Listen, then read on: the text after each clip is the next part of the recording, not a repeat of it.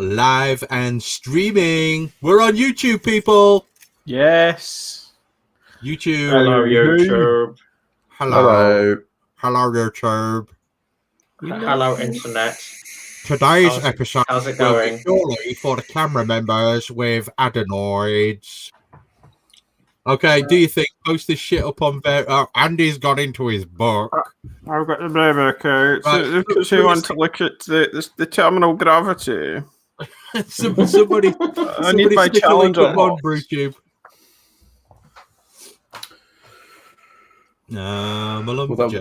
That was a good test. I sleep all night and I work all day.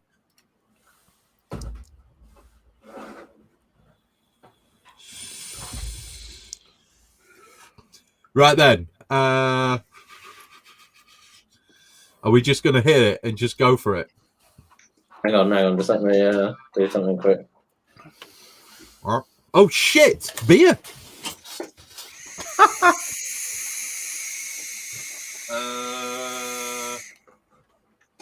Yeah.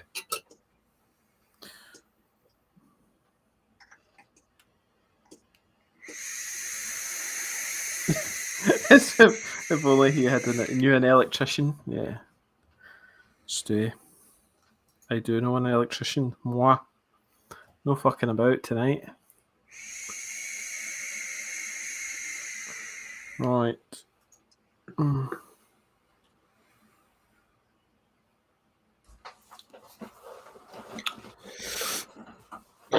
Should probably stop slouching. Fucking hell's bells, we'll have that. Right. Sort that posture out there, mister. Oh, I'm such a sloucher. Hold on. And apparently, from what you've just said, such a felcher as well. How's that? Right. Is felching only a gay move, or is it? Oh no! I'm sure if you had anal sex with your wife, you could felch. Not sure why you'd want to. No, I'd agree with that. Food for thought there. Yeah. Welcome to YouTube. Now then. Stu Prince is straight onto the chat. Right, has everybody got beer? Yes. Okay. Has everybody got fantastic vocal talents? Nope. No. Always. Outstanding. We're good to go. We've got one. It's okay. Okay, gentlemen, let's give us a 3, 2, 1, and in we go. 3, 2, 1, go. We're live. Who's doing the intro? Me. Okay, folks, welcome to the podcast, episode 24, Q&A. Well, tonight I've got my three amigos, Tricky, Rich and Chris, and it's a Q&A tonight, so things like seeking the answers for why does my beer taste like piss? Strap in and enjoy. That was pretty good. That was Andy. I like that. It's a great opening question. Why does your beer taste like piss? Have you pissed in it? Or is it a Carling piss? clone? Is it because you added sugar? We'll get on to that. That's one of the later 3 questions. kilos of sugar to your pit beer. That's the later Was that questions. the Calm down, issue? gents. Calm down. Anyway, what are we all drinking tonight, lads? What have we got? Tricky, do you want to go first? I will.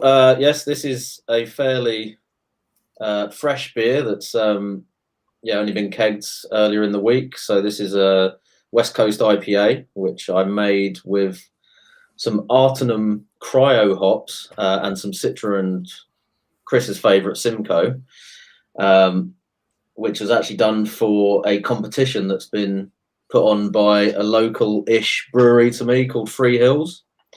So they've kind of set up their own little sort of online homebrew club, and their kind of starter activity for the members was to do a competition where they basically gave out to, I think, the first 50 people who signed up 200 grams of cryo Artenum hops for free to brew a beer with and send into them. And this will be my effort. So it's, at the moment it's tasting proper resiny, lots of orangey, kind of juicy sort of piney flavors going on it. Artenum's for me anyway, quite an old school kind of West Coast hop in that kind of flavour profile. So, and it's obviously got the majority of that hop in there.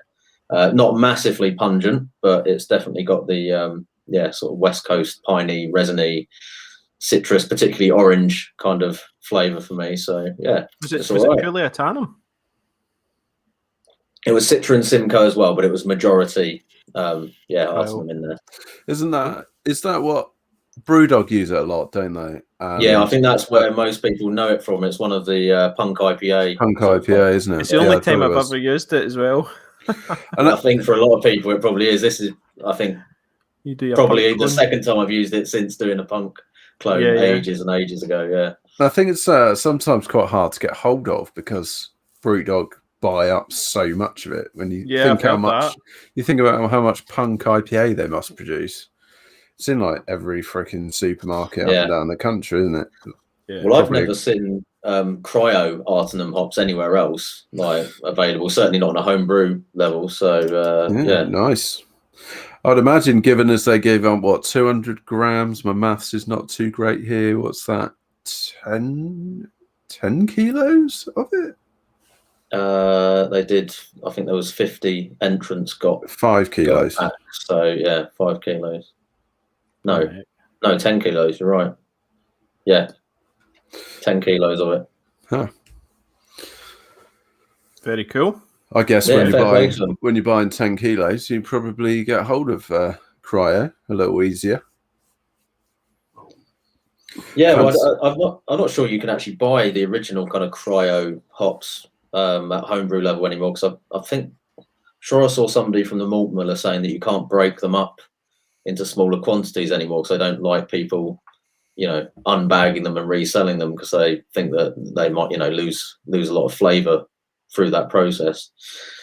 That might be bollocks, but I'm sure I remember somebody saying that. And I don't think you can buy cryo in small quantities on the homebrewing websites, as far as I can tell. Get a Brew have got their own version of it now, the Looper Max or something. It's called.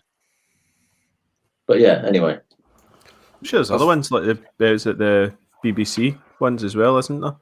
Yeah, it's kind of confusing what the actual difference is between a lot of these kind of enhanced pellets, because it all kind of sounds the same. Like they're basically removing the vegetal material in favour of the lupulin or whatever and everything else. But that sounds like basically there's the same thing between cryo, BBC, T45 pellets as well. It all kind of sounds like it's the same thing, and yet they all seem to be branded, or at least labelled. Is it not to drive to reduce the amount of kind of wasted beer in the tanks?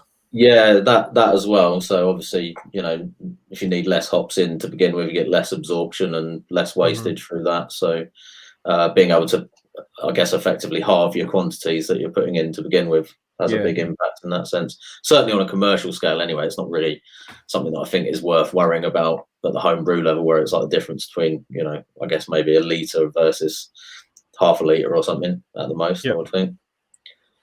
Very cool. Anyway, that was quite a long what am I drinking section. There were a few questions. It was a conversation starter, Tricky. It did. It raised a few points that needed further discussion. So it was nice. It was nice.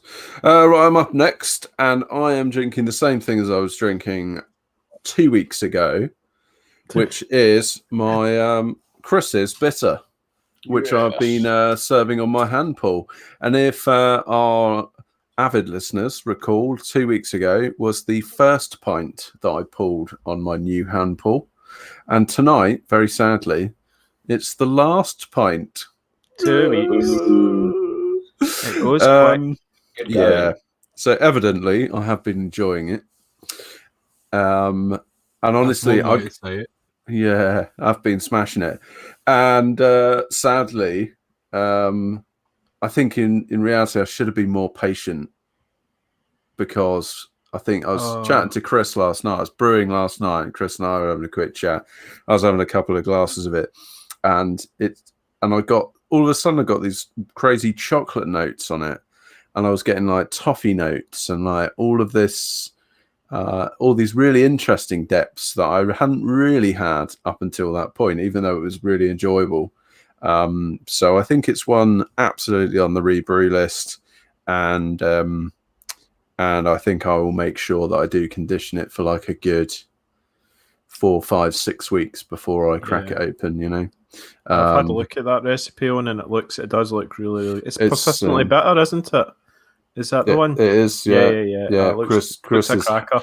honed that recipe, and I can attest to it being absolutely excellent, especially on the hand pull. So, sad times. Sad times. It's gone. What's more annoying is I'm halfway through recording a YouTube video, and I haven't actually done the beer review.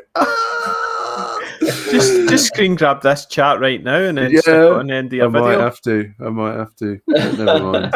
I might just have to pour another sort of brownish looking beer and then just sort of pretend like it's. Oh god, I'm revealing cover slightly already. I'm revealing all of the secrets. I don't think I've ever managed to do that where I've nailed the keg before I've managed to review a video for a beer. That's exactly. That's top work, Owen. Well done. It's a first for me. You should be proud. You should be proud. Cheers. Thanks. Andy, your video has gone crazy on the YouTube stream. Has it? I mean, oh yeah, you've got like purple notes and all sorts of shit all over you. Yes, that's because my light blew up. My fucking light blew up. Oh, there we go. We're back to normal now. We're golden. So it's down to me, isn't it? It's my turn.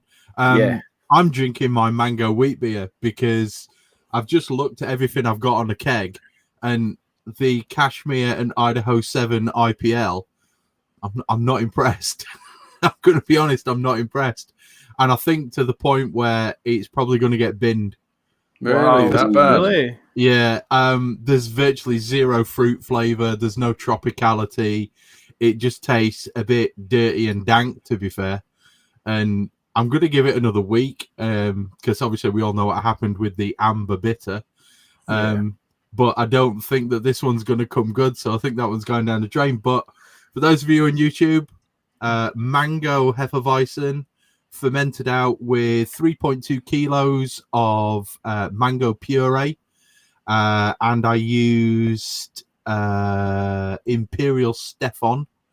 Nice. It's a 50-50 Pilsner and wheat base, just normal red wheat. And this is, to be fair, this one's actually getting a little bit better with age. It started out and the mango was only a hint. And now the mango's coming in, pretty heavy. I'm getting that creamy kind of fruity flavor. It's really nice, is this one. I like it. Definitely on my rebrew list, but I think with probably 6.4 kilos of mango in it instead of 3.2. Cool. Would you like some beer with your mango? I know. Just a little bit. just a smidge.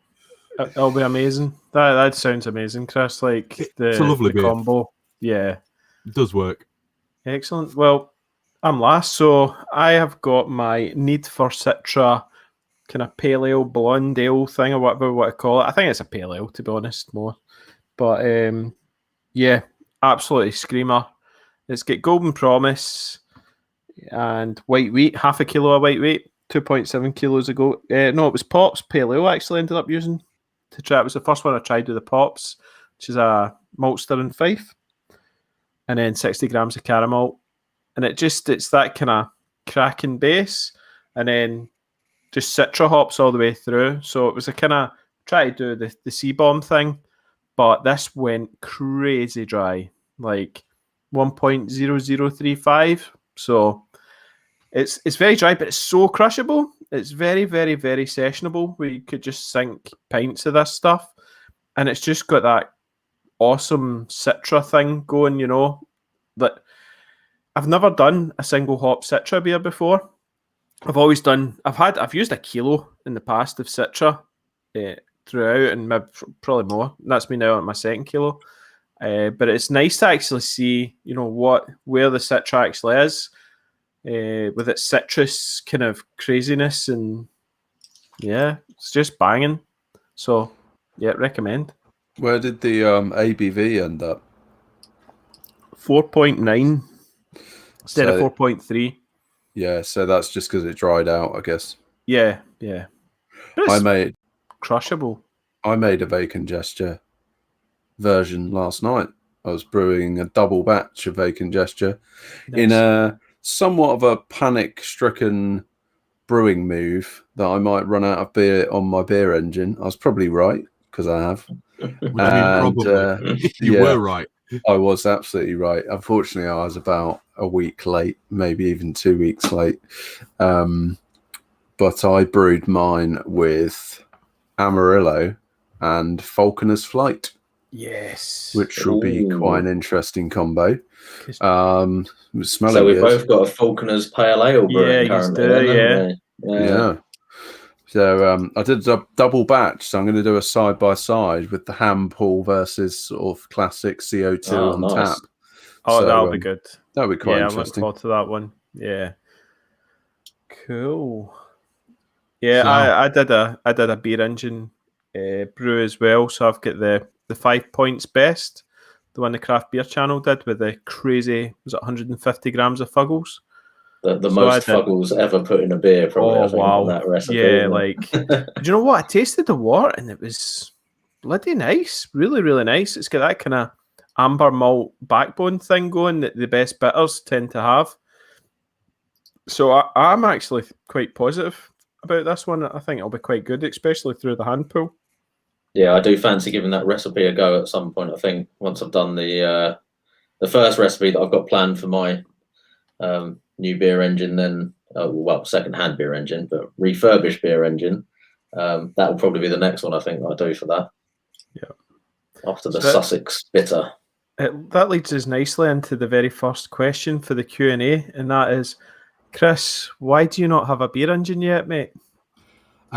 There's two reasons for it. The first one is because, well, I'm not an idiot like you guys.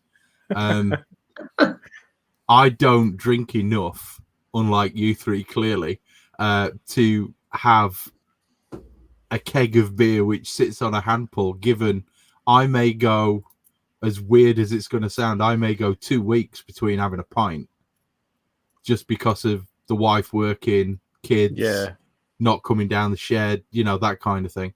Chris, is your nose getting longer? I said I may. Not that I always do, but I may. Dedicated family man here. But also because I don't have anywhere to put one. Short of building some sort of rigmarole off the side of my kegerator and taking up valuable mountain bike storage space, I don't actually have anywhere to put one. So, that's just the way that it is for me. Plus, to be perfectly honest, it's just an expense that, if I had a dedicated bar, I'd probably have a couple of beer engines because I love a decent pint on hand pull. But I don't have a bar. I have a shed that is a storage area, a brewing area, an area for freezers. It's a multi-function shed. For God's sake, I'm working off of a desk at the moment to record this podcast, which is less than 2 feet wide. So that's just the way that it goes. You're beating me, Chris, because I'm looking at a fold-up chair with a tool chest and a laptop on top of it. So yeah, but I bet your tool chest is wider than 2 feet, isn't it? It's only the best on the scenes, guys. Only the best. It's behind the scenes. Yeah, behind the scenes. It's all Hollywood here, mate. So for me, it's kind of I don't have the space. To be fair, I don't have the space. To be fair, the reason I wouldn't have got one previously is the exact same thing. In the old shed, I was absolutely maxed out for room. I wouldn't have had anywhere to put it, but there's a bit more space in the garage, so I've got sucked into the whole beer engine rabbit hole now, basically. And but I had to remodel. I had to remodel my entire garage and change everything around just to get the beer engine in, basically, and create this kind of bar thing that could hold it. Yeah. But yeah, if I had the space to do it, trust me, I would have one. But the fact is, I don't even have the space to put my bleeding iTap up yet. Oh, I've got to figure that one out tomorrow. I'm gonna have to fashion some sort of metal hook-on brackety type thing that clips onto the top of my kegerator that I can then move to one side. Yeah, I'm gonna have to fashion something like that. But I mean, it is what it is. So we'll see. Oh, and you've gone weird on my screen as well now. What do I look like? Static. Huh. Mad. Am I all right on the? Oh yeah, I've gone weird on the live stream as well. That's proper strange, is that? I don't know what's going on. Oh well, it'd be right. We're just, as long as the audio is fine, it don't matter, does it? So what have we all been brewing recently, or other beery projects? Off you go, Owen. Oh, well, I was telling you about my vacant brew last night. That was my second double batch brew in the Brew Tools B80.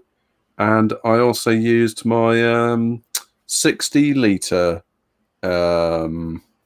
all-rounder, for the first time. Oh, nice.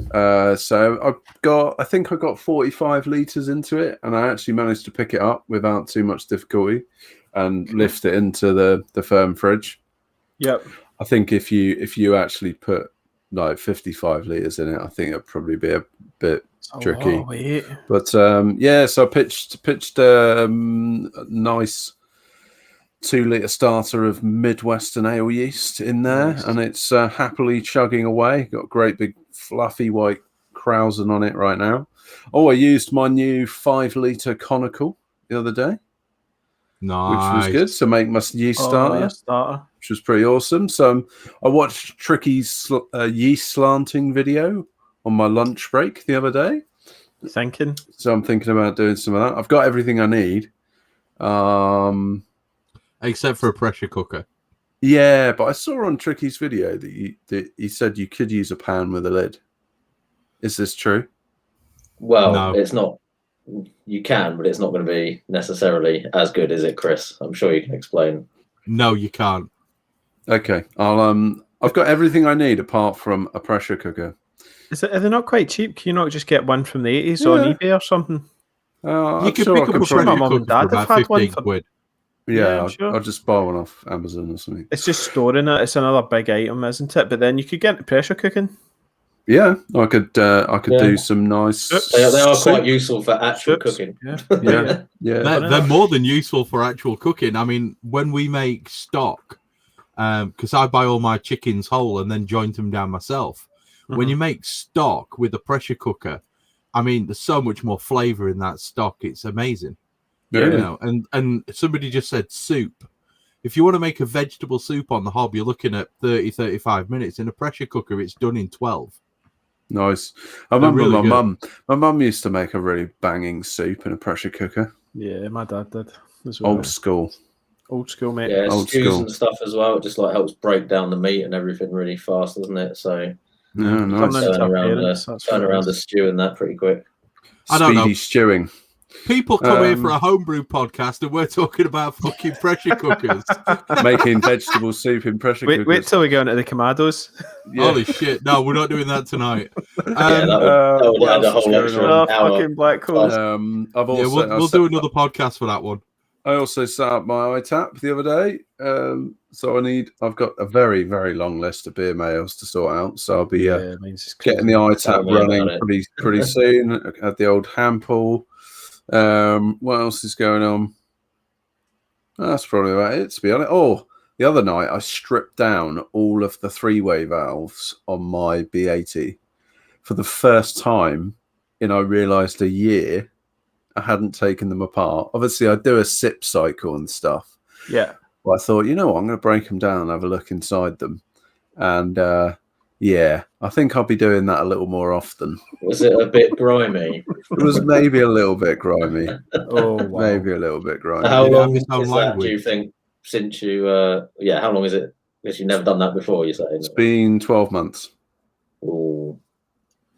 There's been about 30 odd brews that's been run through it. Excellent. None of them have been infected, right? So... Yeah. Honestly, I don't. I mean, that you know I've of. found with the taps on my setup, like when I've done the strip down clean, they've always been reasonably okay after running, like sodium percarbonate solution round in them for a sort of 10-15 minutes when I'm cleaning up after a brew day. But if I'd left them for a whole year without stripping them down, I'm not not so sure they'd be looking. Well, it's just the balls, isn't it? So it's got like a little 3-way ball inside, and it's kind of like stuff it's that little tend void to sort of around the side of that. Exactly. That kind of up, as you're sort of turning it whilst pumping wort round and things, it's just going to collect up a bit. But yeah, so that was fun. That's pretty much me done. Okay, Tricky, what have you been doing? Well, I've already mentioned it, but yeah, sort of hand pull refurbishment / restoration. So I got 2 of them off the local guy, and actually fixed one up for our friend Jamie. He's going to pop over on Monday and pick his one up, I think. And I've just been tidying my one up today, which was in slightly better condition, so I didn't have to kind of basically make any parts for this one. But it did have you use a nut inside the piston that was not stainless steel, so that had rusted to fucking everything inside. It was like covered in rust. Did you use the VJ? The VJP? Not yet. No, I haven't got to the polishing stage. So once I get to the buffing point, then that's when the vinegar jizz paste will come out and be put to good effect.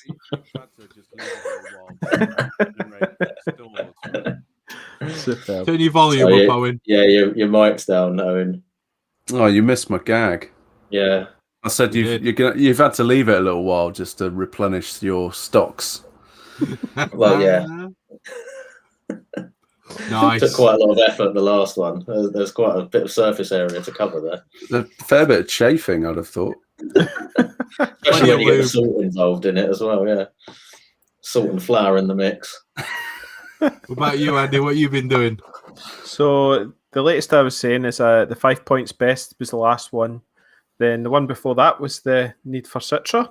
So I've been on a bit of a brewing, a lot of brewing, and I'm going to plan hopefully to brew for the live brew day next Saturday as well, and do another, I think Citra, Motueka, up the put some oats and a kilo of white wheat, and we'll go with that and see how that one turns out. So just a kind of another keep building sort of thing. But I've because I did a lot of lagers prior, so the Bock and all that before, I'm now ready for some absolute juicy bangers, to be honest. Are you done for lagers for now? Yeah, I'm a bit done, to be fair. So I'll be getting, the plan is to bottle up what's left and get that out for all the beer meals, because all our lovely listeners love sending us all beers, so we just need to return some of those that were sent over since Christmas, so yeah. It's the obligations. Yeah. Might be sending you fuckers beer mail, they're not sending me any. That's because you don't send any back, so every cunt's like, oh, don't send him any. Well, it is what it is. No excuses once you get that iTap up and running, Chris. No, absolutely not. As soon as the iTap's up, there'll be beer mails going out on a weekly basis. You'll be doing it. Out loads of that shit IPO he's just made. So. Yeah, I'm saving the whole keg. Here you go, guys. Just leave it age for a bit. It'll be banging, honest. What have I been doing recently? I've been doing virtually nothing. I mean, virtually nothing to do with brewing. Work's been tough. Kids have been a pain. The only thing that I've really done is bought an iTap and try to figure out how to mount it anywhere, because it's proving quite difficult. Yeah, I heard the shank's not long enough for the door. No, the shank won't go through the door. Otherwise, I'd have drilled a hole. It'd been mounted up and set up by now. But the shank is pretty short on it, isn't it? It's not all that long, right? No, it will not go through the insulation on my door, let's say. Could you just cut away some of the insulation though? I could, but then there'd be nowhere to mount it. Wouldn't it just mount through the metal face of the door? Yeah, but then it'd mount actually to the steel on the outside of the door, and that could be a problem. Why is that? because then I wouldn't be able to get the line on the inside or screw the thing on to hold it in place. Can you change a shank? No, you can't. It's dear. it's a standard shank. So yeah, it is what it is. Yeah. So other than that, virtually nothing. Now we're 27 minutes into this podcast. We've talked about Tricky's vinegary jizz paste. Can we move on? Can we move on to some of the questions that people have actually sent us? I'll tell you, just a second, because Graham's just asked me, have I actually got a short shank? Yes. I was going to say, it's probably not the first time you've had an issue with... it's tiny. Yeah, you do remind us every week. No, I get embarrassed by hamsters. But you've overcome it because you've got 2 kids, so Exactly. It may be small, but it fucking worked. Don't anymore. Anyway, I was enjoying myself. That's all that matters. Right. Let's get on to some actual questions. The first one comes from Martin Rake. And if you don't know who Martin Rake is, really? Martin's a learned man, a great home brewer, happens to work at the malt miller. So we're expecting a high caliber question, really. We are. So yeah. And instead of this high caliber question, what we've got instead of a high caliber question is: would you rather have breath that smells like cat piss Simcoe or sweat that smells like an eggy 1318 yeast starter? Strong question. So what's your take on that one then, Chris? To be fair, I'll take the eggy starter every day of the week. Yeah. I mean, for me personally, I've never really noticed eggy, that sulfury thing coming off of 1318. So I would take the yeast starter BO as well, personally. It can't be worse than what I've currently got. Whether you like it or not. I'd probably take cat piss Simcoe breath. Oh fuck. And I'd just carry a lot of extra strong mints. Well, for me, it's definitely it's got to be the eggy. See, you know how sometimes you get an upset stomach and you get eggy burps. No, you've had that. No, must be burps. Too many Scotch eggs. That sounds like you're farting out your mouth to me, Andy. I think you've been deep fried too much stuff. It is pretty brutal, to be fair. But the cat piss, you can't. See when a cat pisses in something, you just have to burn it because that is not cat coming or out. the thing. Because I'm up for either. Oh, this is taking a dark turn. Yeah, but he didn't smell. He didn't say breath that smells like cat piss. He said he did. Breath that smells like cat piss Simcoe. And there's a difference there. There's a big difference between the cat piss smell from Simcoe and actual cat piss. Yeah, big. Okay. I think we've started on a funny note. Now, the second question comes from a friend of the show, the man who almost died at a Costa drive-through due to the word tits. And it is Mr. Luke Stevens, who wants to know, what obstacles do we all have to cross in order to convince our wives to let us brew, let alone getting pissed up on a podcast every other week? He's asking for a friend of his that's sick of hearing his wife moan every time he wants to brew. How can we help this man out? Because this is what we're here for, gents. We need to provide some information to allow Luke to brew more. No. It's Luke's friend. Sorry, Luke's friend, who probably is also called Luke. Yeah, whoever your friend is, Luke. Personally, I tend to brew after the kids have gone to bed. So I tend to fire up the brewery. I do a lot of my prep beforehand, and then I'll fire the brewery up like 7 o'clock, 7 p.m., 7:30. And then I probably won't finish till midnight. I didn't get to bed till 1 a.m. last night. Yeah. This morning, should I say, which isn't always ideal, but it works. And then if I want to brew in the daytime or the morning, I just make sure I do a lot of the chores. Yeah.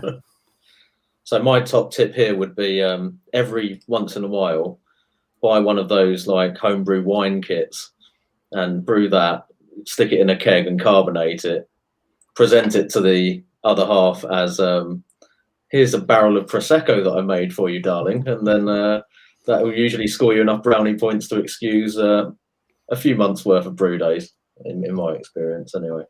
Brilliant. My wife doesn't drink, so that's me screwed straight away. Oh, but generally, I used to do what Owen did and brew in the evenings once the kids were in bed.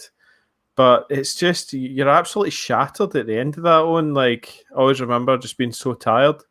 So what I do now is we do a rota. So on a Saturday, I'll normally get a lie-in, and then on a Sunday, the missus gets a lie-in. So either one of us gets up with the kids sort of thing, and the other one gets, a lie-in. So what I'll do is every other week or something, maybe if I've got a brew day, I'll just sacrifice my lie-in, basically. And so Sarah still gets her lie-in on a Sunday.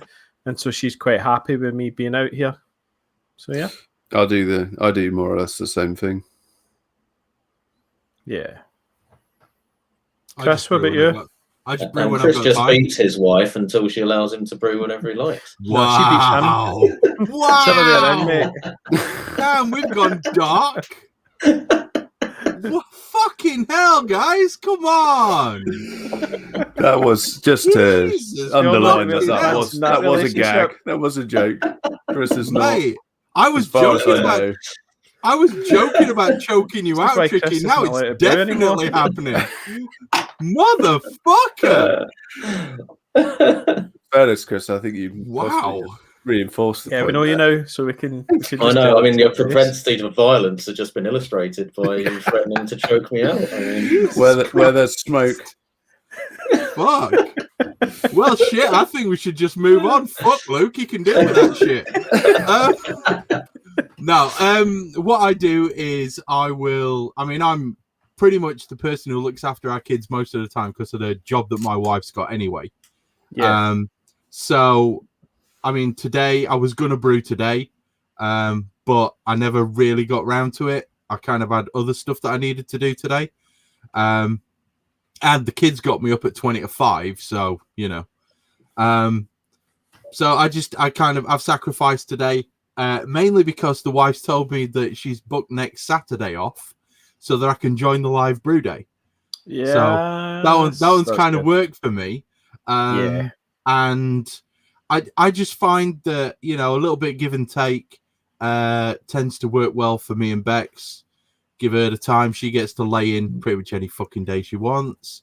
Yeah. And I get up with the kids and deal with that sort of stuff. And, it works out. But the bottom line is my missus is happy to see the back of me when it comes to recording a podcast because she knows that she's got the time to sit and watch all of the crap TV that she wants to watch without me constantly reminding her that it's crap TV. Fair enough, yeah. There we go. So, and you're definitely getting fucking choked out, Tricky. Motherfucker. Can't believe you went down that road. You told me you were going to do that anyway, so. Yeah, I was joking. Now I'm going to do it on the 24th of June and at the Craft Beer Festival. Twice. We'll see. Ooh. Right. I think Owen's gone for a waz. So, oh no, he's back. He's back. The man is back. Now, the next question 3, I was actually supposed to do some research on. Been a busy day today. It's been a very, very busy week. I've not actually managed to get around to doing it. So, can we leave this one and I will cover this in a special 10-minute section at the start of another podcast? I apologize to Liam Hughes. The question is, why does pressure fermentation suppress ester formation, or how does the pressure affect the cell itself to work differently? The answer is basically reaction rates increase with temperature and pressure. So if you increase the pressure, you're essentially increasing the reaction rate. And that's what means that the ester formation doesn't occur, because as far as I'm aware, and I may be wrong on this, the ester formation is a product of incomplete metabolism. Now, don't quote me on that, but I think that's where we're going. I apologize, Liam. I really wanted to do the research to get a definitive answer for you, but I've just been fucking busy. Honesty is the best policy, Chris. Shocking. You need to turn your volume up again, Owen. But I urge you, honesty is the best policy, mate. It is, and yeah, well done. That was honest of you. Yeah, I'm shit. Sue me. That's not really where I was going with that, but do any of you three happen to know how pressure fermentation suppresses ester formation? Well, I kind of tried to read a scientific paper related to this a while back, and I didn't really understand any of it, no. But I think, I mean, yeah, inform me if this sounds like complete bollocks, but I think the general gist of it seemed to be that although the pressure increases the speed of the actual reaction and the yeast actually doing the fermentation, that it did suppress in some way the kind of growth of the yeast. Yeah, it does. And that the production of the esters is primarily related to the actual growth phase of the yeast and all that kind of stuff going on when it's like, multiplying and so on. So by, increasing the reaction but suppressing the actual growth, you kind of get that reduction in the actual ester formation that's coming off of it during that initial stage of fermentation. Is it not the same thing with temperature as well? Has the same effect where it slows down the process and hence suppresses the ester production? That's probably why lagers are as clean and crisp as they are. Yeah, that would make sense. I guess in like reverse, when you think about how do you want to increase ester production, like under pitching tends to increase ester production, right? The more stress that you put on the yeast, it tends to increase ester production. Yeah, and you'll get more a longer growth phase when it's reproducing in order to hit that point where it can actually ferment out the yeast, I guess. So yeah, I think might be on the right track there. Gentlemen, a brief interlude. Respect for the IPL. I've just tasted it, and I'm getting straight up tropical fruit. Huh. I think it was changed. It must have just been a bit green. What happened? I don't know. Could have been the first couple of pints just drawing up the sludgy shit at the bottom of the keg, maybe. I find that could have been, yeah. It's really nice. It tastes like tangerines, oranges, bit of mango, bit of pineapple. Are you just saying this now because it's about to go out in a massive beer mail? No, it's not going out in a massive beer mail. Okay, must be decent if he's not going to offload it. I haven't had time to get down to the post office, lad. Sorry, no beer mails yet. Well, now you've described it, Chris. Feel free to send me one. Talking of pineapple, so you can slate me in another video. No, I'd much rather big you up, mate. If it's a good beer, I've just opened Stewie's Drunk Delilah Hoppy New Year. Yeah, talking of beer, mate. Well, I'm going to have to open this one now as well because everyone else was banging on about it earlier. I think everyone was drinking it today, and I thought I better have a go on it as well. And it smells fantastic. Yeah, Stuart seems to be a little bit concerned about sending his beers out to everyone, but it seems like he's got some really good feedback so far. So that's I'd be pretty happy with myself if I brewed that. I'm not being funny, guys. Are we live on YouTube or something? Are we recording a podcast here, or are we just having a chat? Because I've already poured them bottles down the drain. What? Harsh. No, harsh feedback. I'm joking. They're in the fridge in the house. Wow, look at that. Nice. Okay, let's move on. What's the next question then? What? Oh, it's a toughie. Come on then. Question 4 is: what has been the best and worst brewing advice you've been given? This is a question from Graham Hughes. That's a toughie. Chris, I think you've got a pre-thought out answer to this. I do. Go, because I haven't thought about mine. My answer yet. I'll tell you what, Andy, you go first. Okay. So the best advice I've ever been given was to get into kegging. By far was the biggest jump in quality. So you're not having to deal with bottle conditioning and all the problems that gives you. So I noticed a big jump. The worst advice was probably folks telling you, don't worry about water chemistry.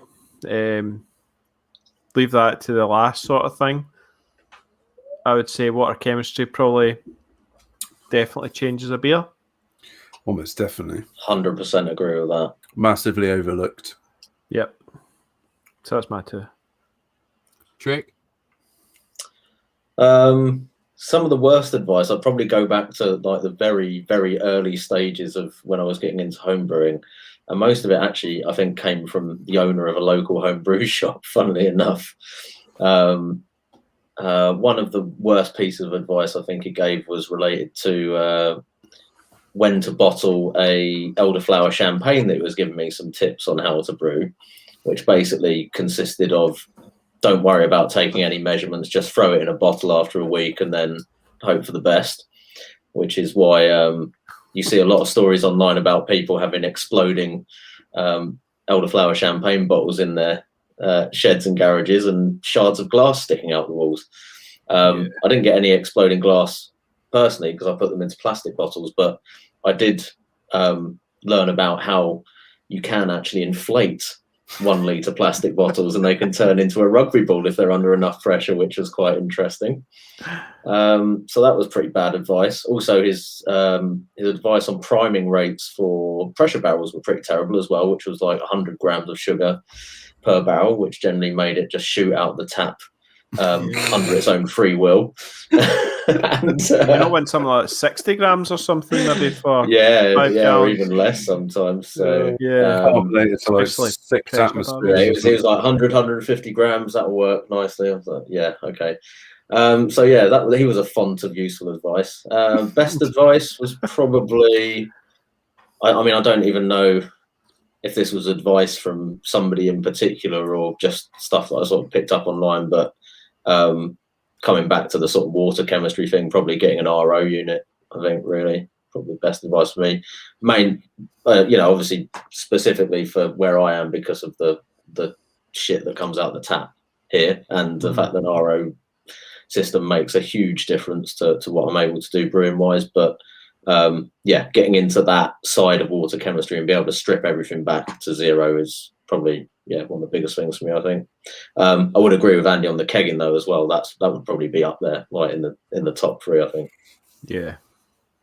Well, the best advice I ever got given was weirdly enough by somebody who wasn't a brewer. It was from my uncle, and he said, "Man's been making beer for over 5,000 years. Even an idiot like you can make decent beer." So I went for it. And it turned out all right. I've not killed anyone yet, so I'm clearly doing something right. The worst advice I was ever given was about sanitizers. I got told by a local homebrew shop that should remain nameless, but actually has closed down. Those homebrew shops, eh? Yeah. Quality, aren't they? And I said, so I've heard good things about these no-rinse sterilizers. Do you have any in stock? And he pointed me at a shelf that had Star San, Ioda 4, IO San, or whatever it's called, that version. And he went, but I recommend that you get VWP because you don't really have to rinse that much either. Wow. Yeah. Tasty beer.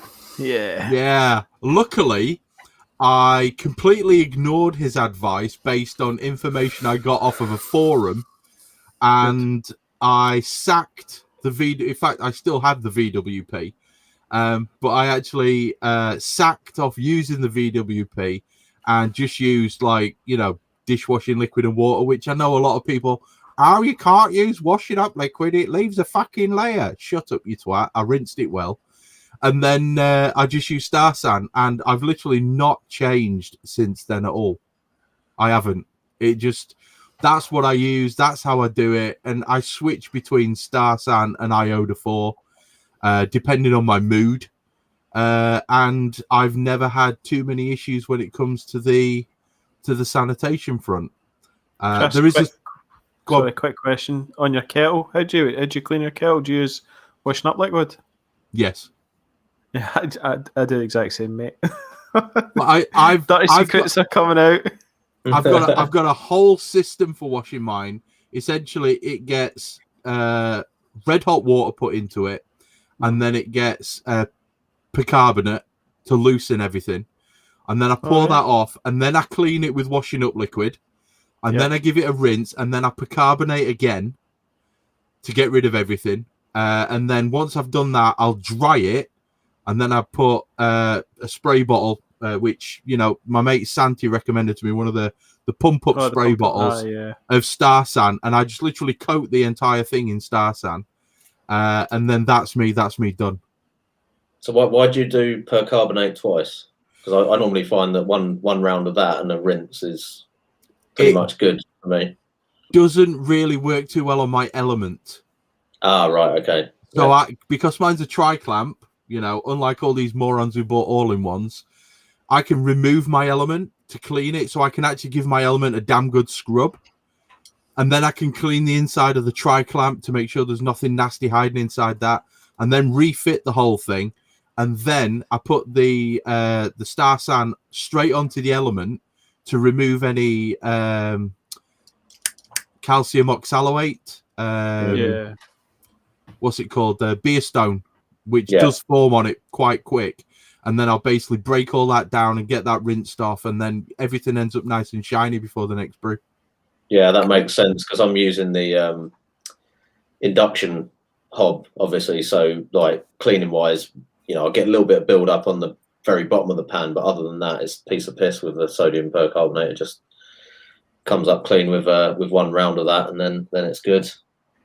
But there's loads of people that still swear by VWP, and I fucking hate that shit. And I have since, like, the first couple of brews that I did using it as a cleaning agent, because once you get that, like, what's the I've forgotten the proper term for the bleach off flavor. What's it called?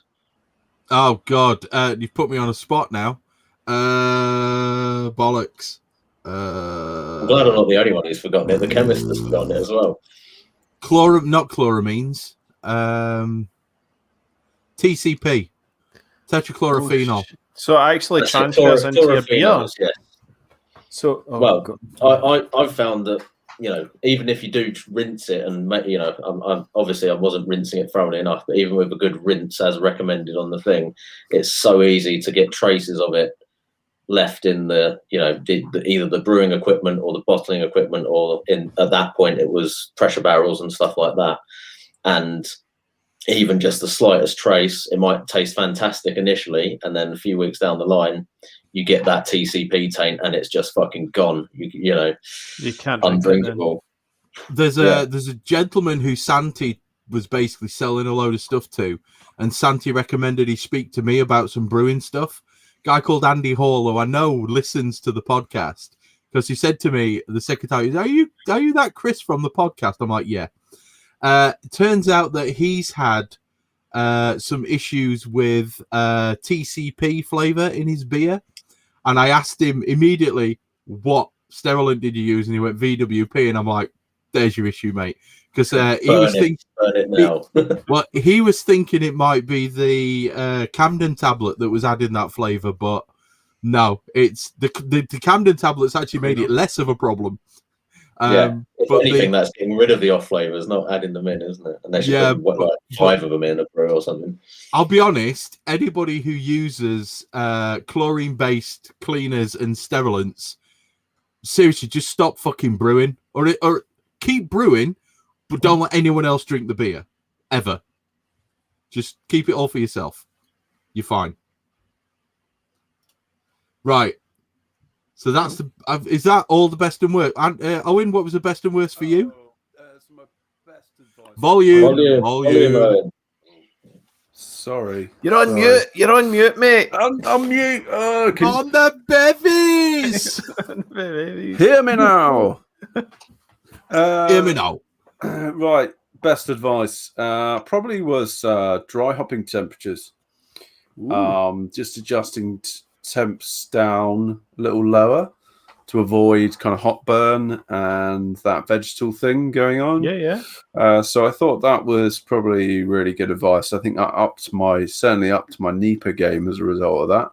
Yeah. So I think generally that's a shout out to Timmy Jenkins. TJ Hopper. Worst advice. I'm probably going to spoil a follow-up question later on this, but I'll cover it now anyway. Someone telling me that you have to wait for yeast to come to sort of up to room temperature before you can pitch it to work. And I've sort of been diligently doing this, like take the yeast out of the fridge, leave it sort of for like 2 or 3 hours, all of this sort of stuff. And I asked you guys the other night, we were chatting Wednesday night to plan the podcast, and I was like, how true is that? And you guys were like, nah, total bollocks. Like that. And I got told that it was because of osmotic shock,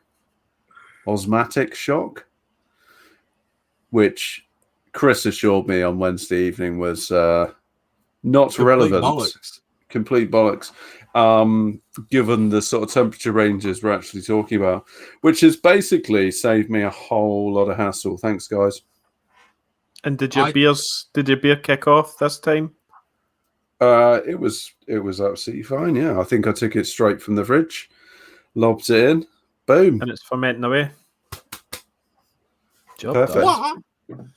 It's one of them things. People just assume that because something's an issue with a massive temperature difference, you're talking 20 degrees. What happens if a yeast is sitting outside and all of a sudden a cat pisses on the tree? Does that mean all of those yeast are dead? Pretty much. No. Does it fuck? you really want to use that yeast? Are we back onto cat piss Fucking burn it. We are. Christ. Burn the cat, definitely, for killing all them yeast. Now, I like this question, and I actually want to say it because Mr. Jamie, soon to be single Nelson, has asked us if you had the option of a perfect date night with the wife for free or £500 cash in your hand, which brewing gadget would you buy?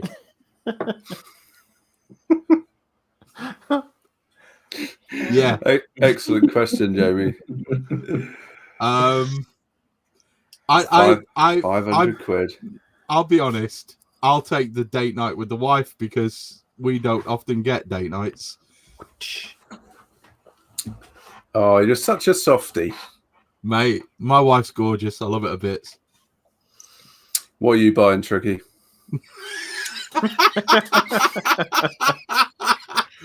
Big fuck off shiny fermenter, I think.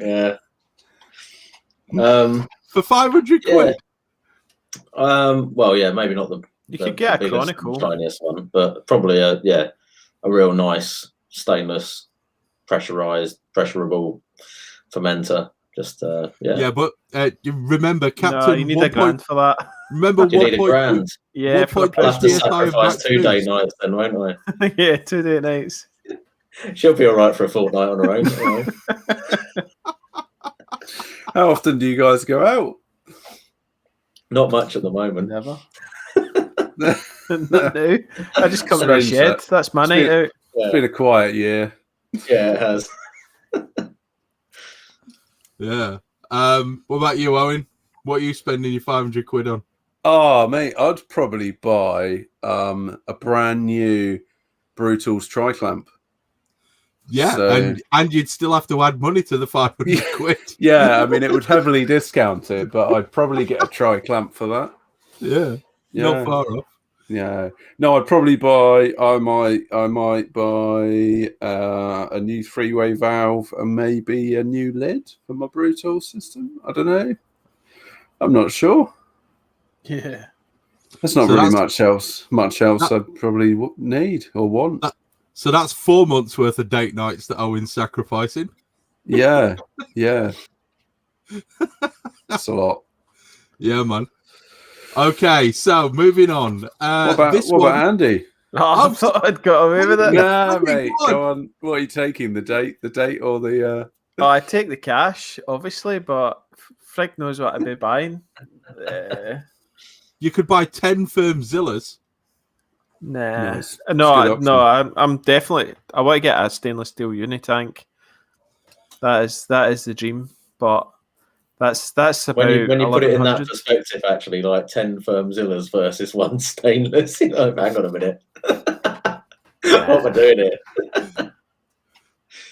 No, I'm about the stainless. I like the tri-clamp fittings and stuff, and being able to do the hop drops and all the cool stuff, basically, with the tri-clamp. I think, see, with the Chronicle I've got, I love it, honestly. Oh, you guys are all a bit you can see what's going on and all that sort of stuff. So, talking about hop drops, if I have to see another fucking post on the Firmzilla Facebook group about someone rigging up some sort of dry hopping mechanism onto the lid, I'm gonna lose my shit.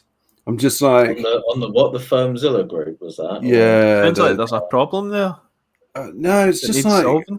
There's not a problem. Just open the lid and put your fucking dry hops in.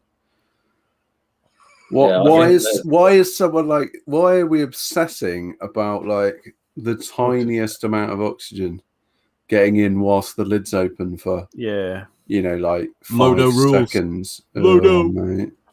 I think it's definitely like going a bit over the top, and also like you can solve that anyway just by squirting some CO2 in while you're putting the hops in. It's not or purge it, just purge it. Or purging it afterwards is fine, or you can just like send a little bit of gas in via the floating tube, and then it's going to be having positive pressure all the way through. I mean, that's going to be as good as doing it with a fucking magnetic trapdoor mechanism or some bollocks. Don't forget, it's all fun. It's all about solving problems that don't really need to be solved. Yeah, exactly. It's a hobby. It is a hobby. Like what I've learned is I saw a post from a guy on the David Heath Facebook group yesterday, and the guy had created some sort of absolutely mental counter pressure filler that had just all sorts of valves on it and stuff like that. I was just like, buy an iTap.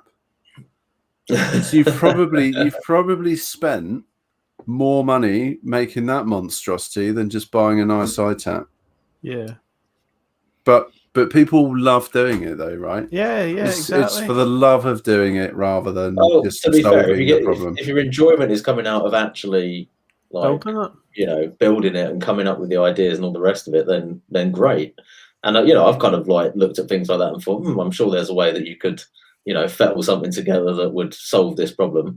And then I think that looks like a massive pain in the arse, so I can't be fucked. But there's other slightly less tricky problems that you can solve, and depending on what your level of skill and inclination is, you'll try and do yourself anyway. So we've all had fun building our own things. Each to their own. I'm thinking about building a teleportation device to teleport my hops into the fermenter. So that would be pretty good. Yeah, obviously oxygen free. Yeah, that's the bit that I'm really struggling with. Actually, is I've managed to actually teleport them in there, but there was some oxygen, a really small amount, but. Just to avoid the whole like oxygen carryover via teleportation, if you can build a kind of Star Trek style replicator inside the FV that just creates them and then drops them into the beer, then that's probably the best way to go. That's where the money is. I hadn't thought about that actually, Tricky. I'll explore that. Thanks, Scotty. I've heard a rumor Brutals are bringing that out shortly anyway. So I'll get my mortgage application in now. No, I don't think you'd get that kind of mortgage, mate. I'll be honest with you. They won't lend me that much. They're not going to give me that much. So let's move on from ripping, people. This one's a good one. Specialty yeasts aside, if you were to recommend 5 or 6 staple yeast strains to keep on slurry or slant to cover most beer styles, what would they be? And this is from Mr. My B8 is still in the fucking box, boy. Okay, so we're going to need to agree what the 5 or 6 sort of styles you want to cover are first. Do you think? I think realistically, we've got to be talking wheat beer, NEPA, stout or porter, lager, an ale. Probably, yeah, definitely just some sort of random ale yeast to cover all kinds of ale styles. And I think you've got to go with a speciality at the end because it's very popular in the fucking summer months to make like saisons or bière de garde or something like that. I think you need a Belgian one, but maybe not as specialist as a, particularly a saison one.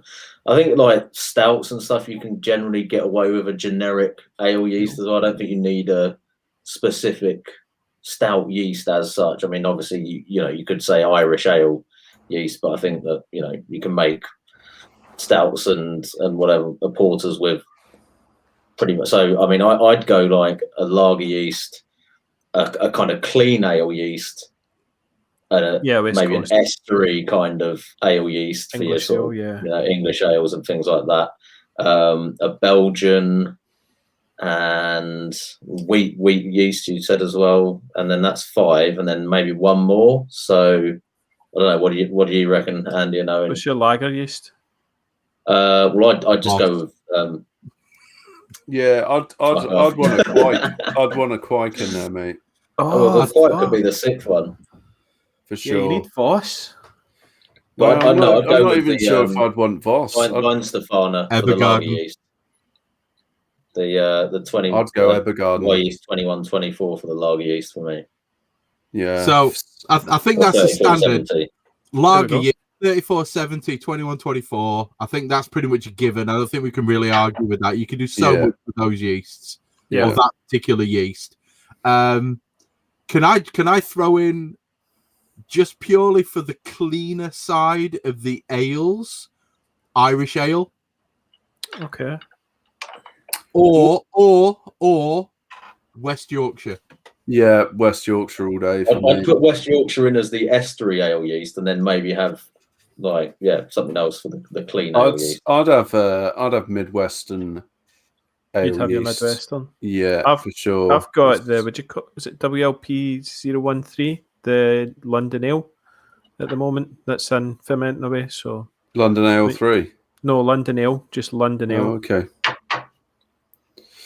I mean, London Ale 3 for me would be like a very versatile option because you've got your NEPAs, you've got your English styles, you've got your stouts and porters. Yeah. I think London Ale 3 would be in there, yeah. It's a great option. Yeah, what else? So what's the wheat yeast? Stefan.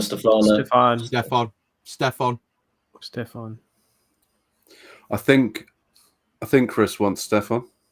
Stefan it is then. Okay, what about Belgian yeast? Oh, is there a sort of go-to Belgian yeast to cover various different things? No, wouldn't know. Oh, gnome! I thought it was just saying gnome. I'm dying. Gnome.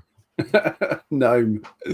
The reason why I like the gnome yeast is that's the Lachute one, right? It is, yeah, but it's not massively peppery. It's kind of, I think me and you described it, Tricky, as the Belgian ale strain for beginners. Yeah, It's the little ladybird book of Belgian ale yeasts.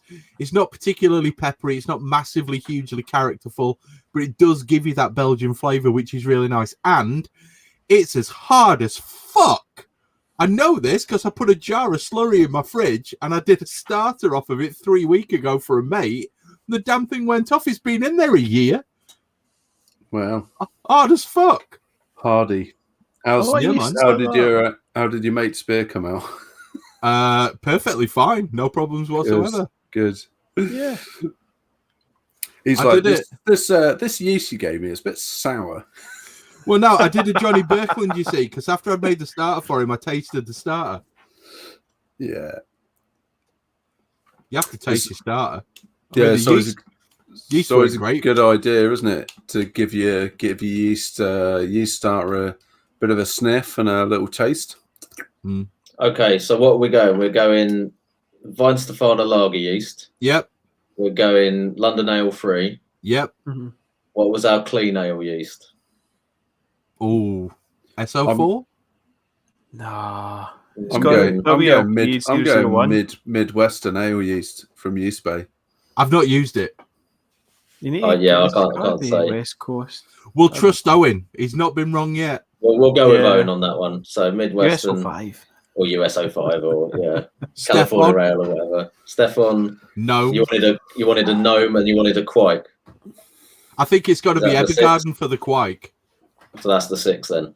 There you go. Problem solved. But to be fair, if you're going to have Evergarden, you've got to have Hornidal and Voss.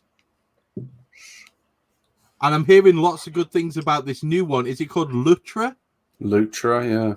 People are like fucking banging on about that. So I don't know. I think if you're going to go, to be fair, if we ignore quike, we can get 5 easily. And I think we could get 5 quike strains without even trying. Yeah. I used Uber for the first time. Fucking Uber! I forgot about Uber. Having made my Metzen. I've still got a packet of that in the fridge, actually. I haven't used it yet. It was very good. Yeah, to rip through it. It was great. It was great. Uber's great. Yeah. So, I think that one's ticked it off for Mr. My B8 is still in the box. Now, who wants to read out number 7? Because this one's an interesting one.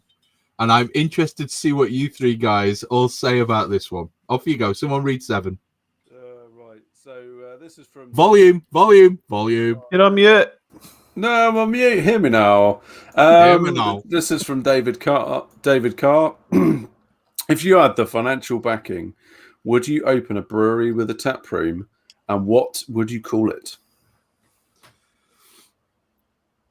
So is the answer it's a yes or no from each of us, and the name that I'm fairly sure all of us has probably at some point fantasized about. Well, it's actually the name of my brewery right now, which is the Beaver and Ferret. Think about it for just a minute. And would I open one? No. Fuck that, yeah. No, I wouldn't. And I'll tell you why I wouldn't. I'll give you a detailed explanation of why I wouldn't. Because there are other people out there who have tried and failed, and everybody thinks I'm a cunt, so nobody would come.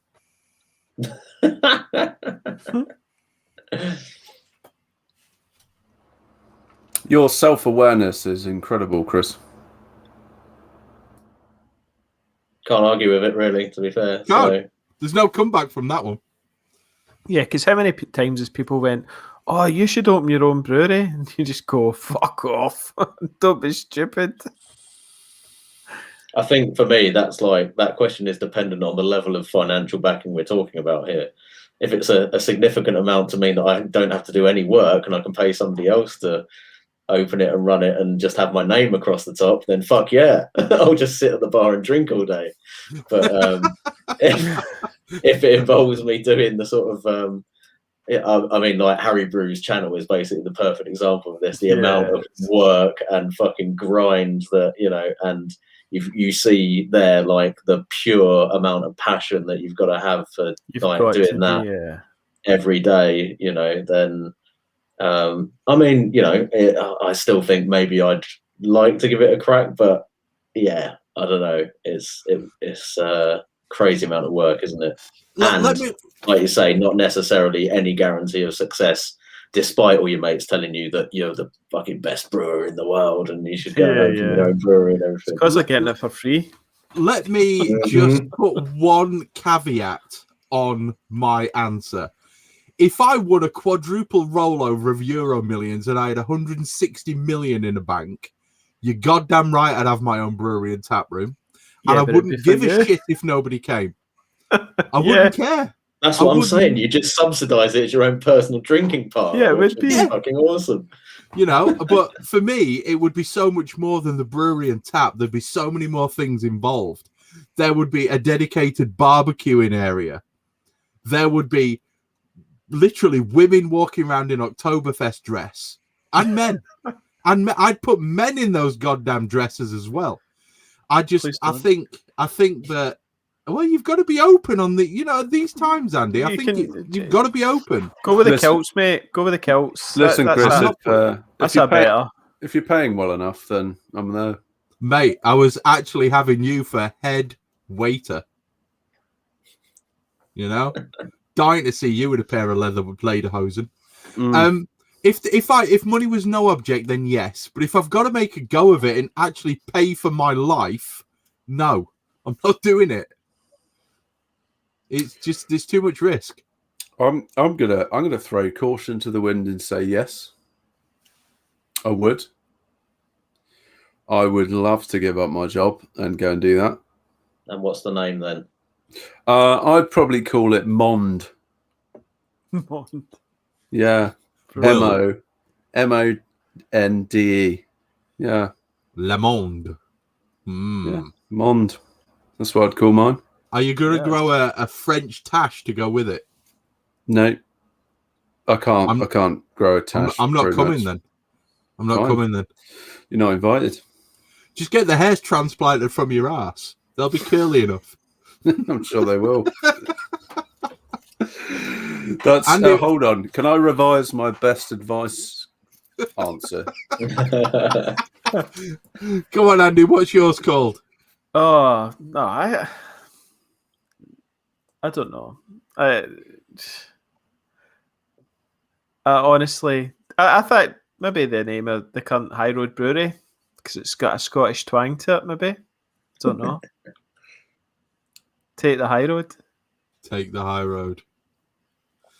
Right, Chicky. What was the name of yours?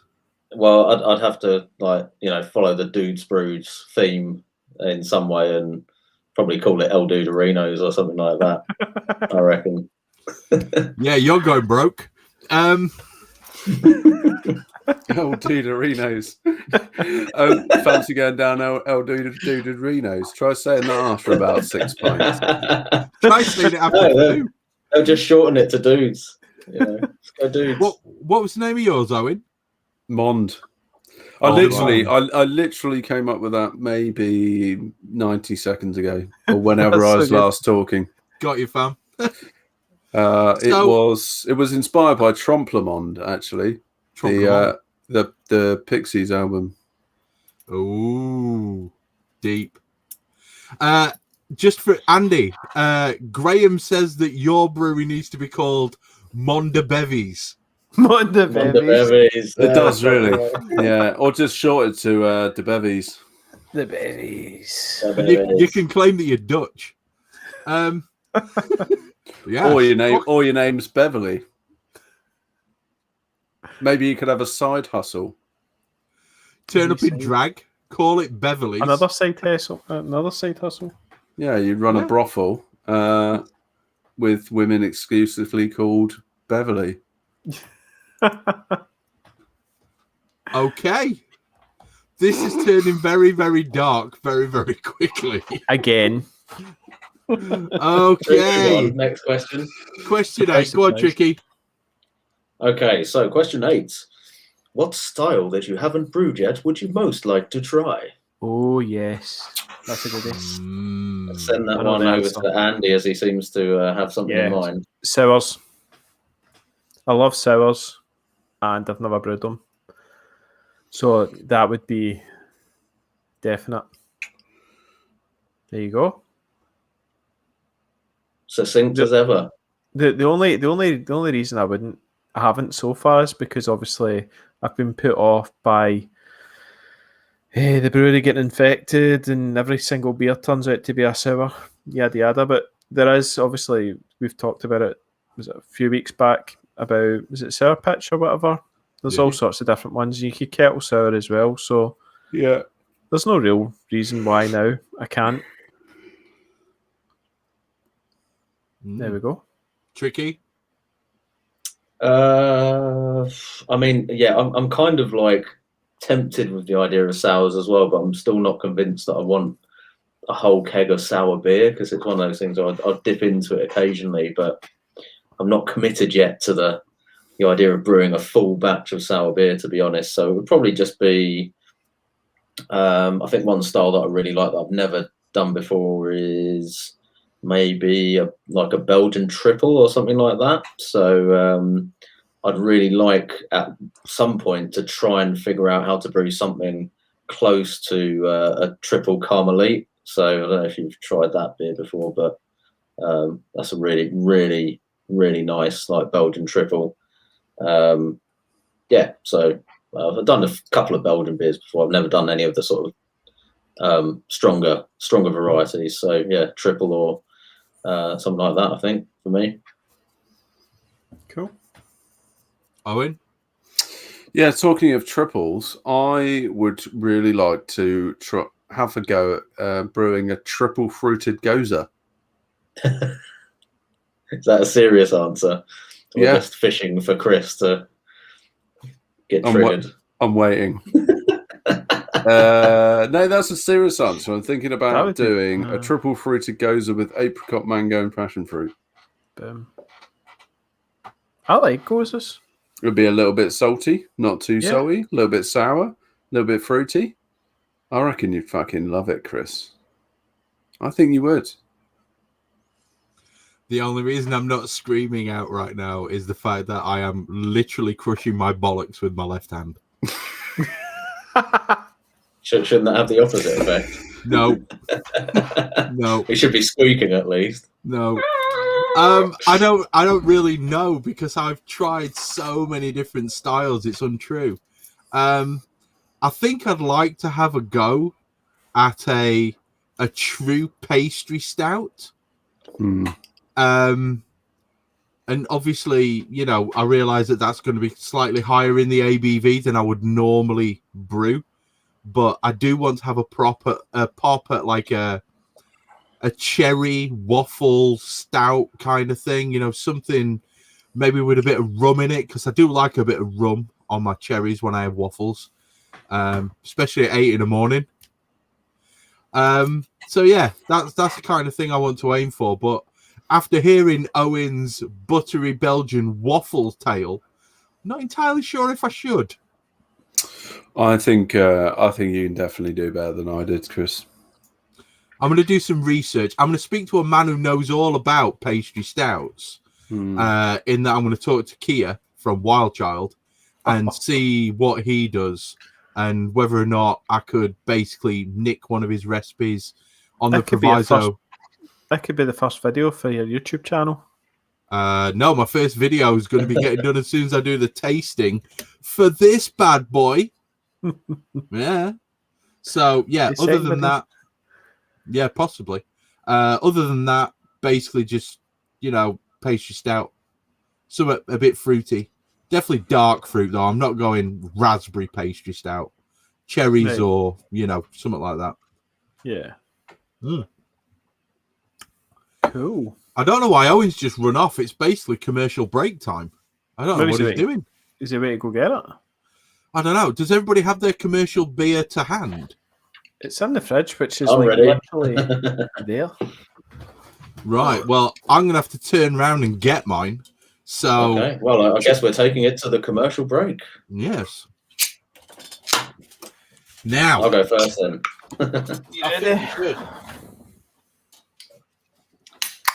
I've got a Daya beer. It's Such Is Life IPA, 6.8%. I'm pretty sure it's a West Coast style IPA. Blend of Pilsner and extra pale malt, some classic American West Coast hops. So, yeah. Get it in there. I'm gagging for a piss and you're making that noise over your camera. Dude. So it's definitely pretty clear compared to a lot of the beers that you normally see from Daya. Smells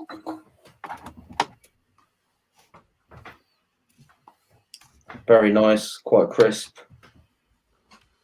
Citrus zest. Definitely grapefruit and lemon coming through on that for me. It's a nice, very light kind of straw colour.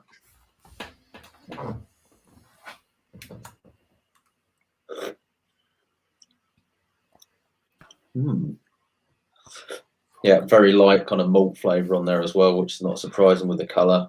And just lots of sweet, piney, citrusy, zesty kind of fruit flavour. That's all right, that is. Very nice.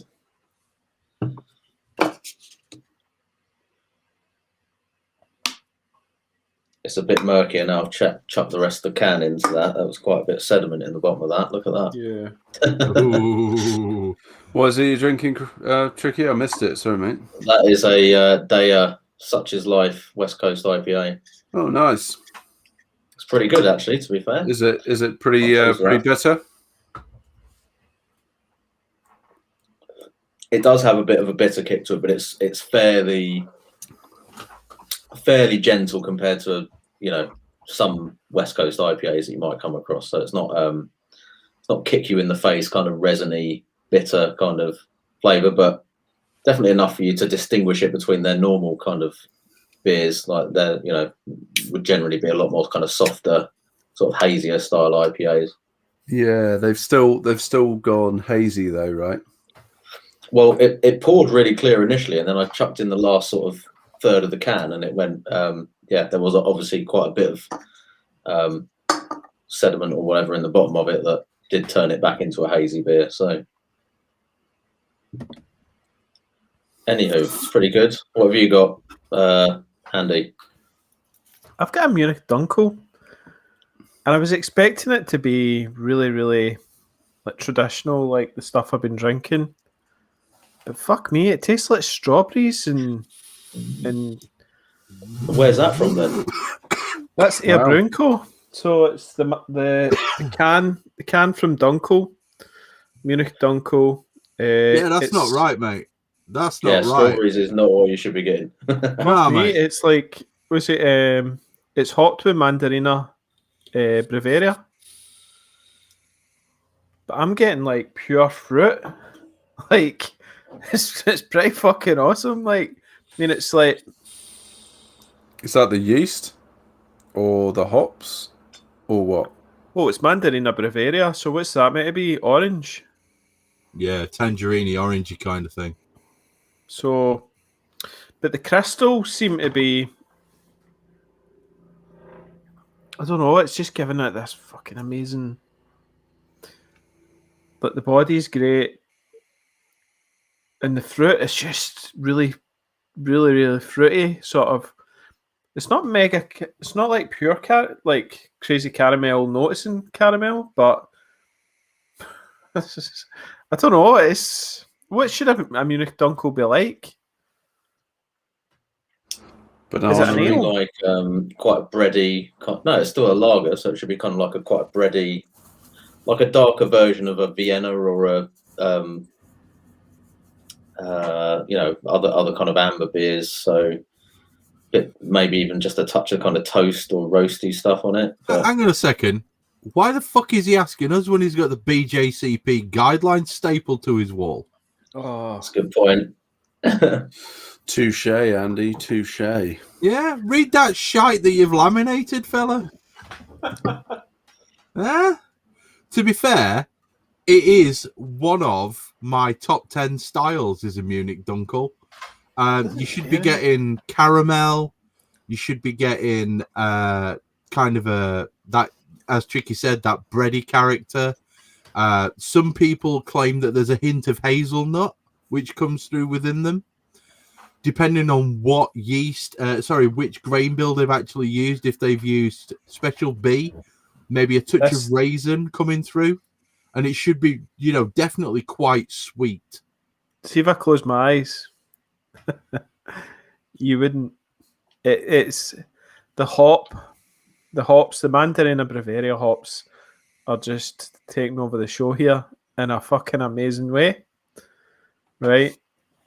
Okay, maybe not to style here, but it was a big shocker because I was expecting this malty beer, with traditional sort of flavour, and it's just this strawberry caramel kind of juice bomb thing that's, I don't know, it's fucking amazing. Like, it's good. It seems that Air Brewing have burnt their BJCP guidelines as well. Maybe, maybe the rest of the homebrew world should do the same. Yeah. Oh. Is it a good beer, Andy? Yeah, it's excellent. Outstanding. I've got one in the fridge. I'll drink it later. You got a can for Dunkel? Yes. Fucking mate, go get it. It's in the fridge. Where, in the house? Yeah, in the house. All right. Right, okay. It's a TV beer. I was just wanting, because it'd be interesting to see what your take is on it. I'll let you know when I drink it. Okay, Hang on. cool. Have you got, Chris, rewind a second. Have you got different categories in your own mind of beers? You have TV beers. What other categories do you have out of interest? I have TV beers. I don't want to listen to the wife beers. I have sitting alone in the kitchen. We all have those. I have sitting alone in the kitchen beers. And I have beers that I take for the people that I work with to educate them beers. Huh. That's an interesting dynamic. I'm a weirdo. I won't get into like how you categorize them, but maybe I'll ask you another time. Yeah, let's do that. Yeah, it's an interesting discussion. Is it me? Is it me? Johnny39 wants to know, is there a category for having a dump beer? Unfortunately, my dumps are so often interrupted by my children that if I was to sit there having a beer, I'm fairly sure that somebody would phone social services. I've heard having a beer in the shower is a game changer. I've heard a shower beer. Or maybe a beer in the bath. Oh, I've done beer in the bath. Beer in the bath, yeah. Imperial stouts work well for beer in the bath beers. Yeah, I feel like maybe I need to embrace this. Well, considering all you drink is imperial stouts, and that's not true. I very rarely drink very strong beers. Very rarely. Speaking of very strong beers, I have got a beer. Here comes the triple IPA. No. It's a peanut caramel marshmallow milk stout at 10%. Just 10%. Just 10%. Fucking breakfast beer, that. And I've got a feeling this is from Brew York, and it's got Baby Ruth written on it. And I think there's some possible past controversy with this beer. But yeah, it's on the nose. You're getting a lot of sweetness. You're getting a little bit of that sort of almost dark fruit chocolate thing in the background. But it does smell very sweet. Picking up the peanut. And I think straight up it is pretty sweet. I think a lot of Brew York, I've noticed a lot of Brew York beers, the milk stouts tend to come in really, really sweet. So they are that kind of pastry stout type thing, really high finishing gravity. But it just, you get a lot of sweetness and marshmallow up front. That rolls over to peanut, that then just finishes out with a really strong chocolate flavor. So I think in terms of what they were aiming for as a concept beer, they've absolutely nailed it. Is it an enjoyable beer? I think if you want a sweet beer, then yes. If you're not into really sweet beer, it's probably not a great beer for you. Do you enjoy it? I'm enjoying this one. Yeah, I did have one a little while ago that was just too sweet for me. Nice. But yeah, this one's This one's not bad. I do like a peanut stout. I do like a peanut chocolate stout. I'm not going to lie. Has anyone ever had Buxton and Omnipollo Yellow Belly, or its follow up incantation, which is called something else? They released a new version of it not so long ago, but it wasn't called Yellow Belly. It was called something else. That is quite a beer. Wow. I think I've actually got a can of that as well. Have you? It was expensive, though. It was in 330ml cans. Chris, you sure you could afford that, mate? And I think it was about £8. Which, it's an expensive beer. It's called Coward. Buxton Omnipollo Coward. Yeah, it was exactly £8 for a 330ml bottle, 330ml can, coming in at 11%, which I just feel a bit robbed, if I'm honest, at that price. Yeah. Well, I'm gonna say it was worth it. Yeah, it is an outstanding beer. It's worth it though. Now, is that you finished, Owen? Sorry, because I don't want to trample on your toes here, son. It's all right. I could prattle on for another 20 or so minutes, but I won't. Thank you. This is fucking outstanding. This is absolutely fucking outstanding. This is version 2 of Cloudwater's Pale Ale. I do not know what they've changed, but whatever they have changed, they don't need to change it again. Okay? I had version 1, and it was kind of a 6.5, maybe a 7 out of 10 beer. This is a 1.3 fucking billion out of 10 beer. If they want to send me the recipe, I'll be very happy. It's £4 a can. This is worth buying. It is refreshed and refined, and it is part of a series of experimental recipes as they evolve the style of pale ales. Now, I don't know if anybody else has had this, and I really hope they have, because I bought 4 cans of this on the basis of somebody who I know buying a can and saying, do not buy just one. This is the 4th can. Now, the colour of it is pretty much orange juice.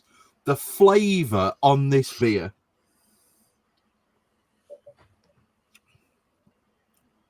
there's a tiny little bit of hot burn, okay? But then it mellows and it's straight tropical. You can taste guava. You get a little bit of like pineapple. I've got, some nectarine. Definitely not peach, definitely nectarine. And I'm getting just a wave of tropical that hits. This is a very, very nice beer. And for 3.7%, it drinks with plenty of body. This is a real good beer. Real good beer.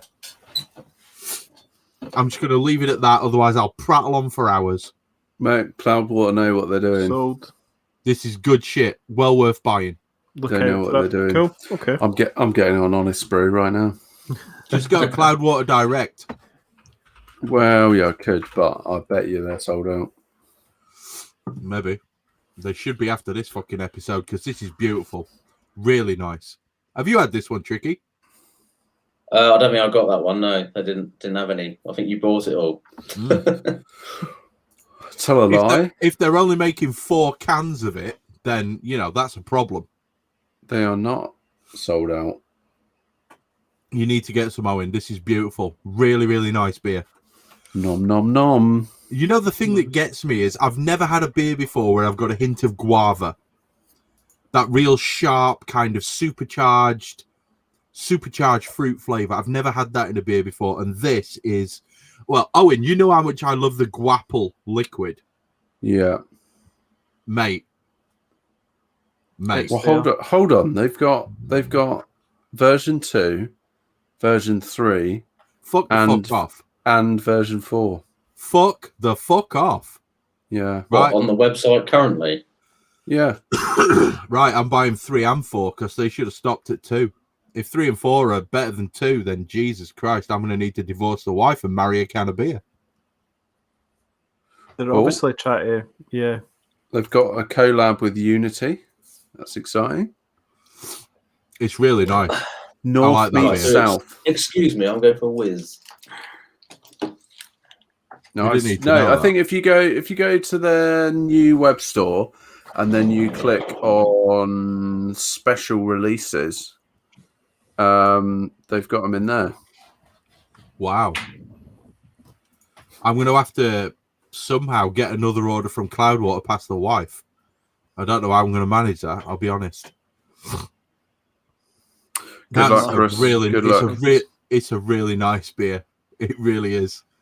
It's ticking pretty much every box for me. So, whilst Tricky's having a whiz, I believe that ends the commercial break.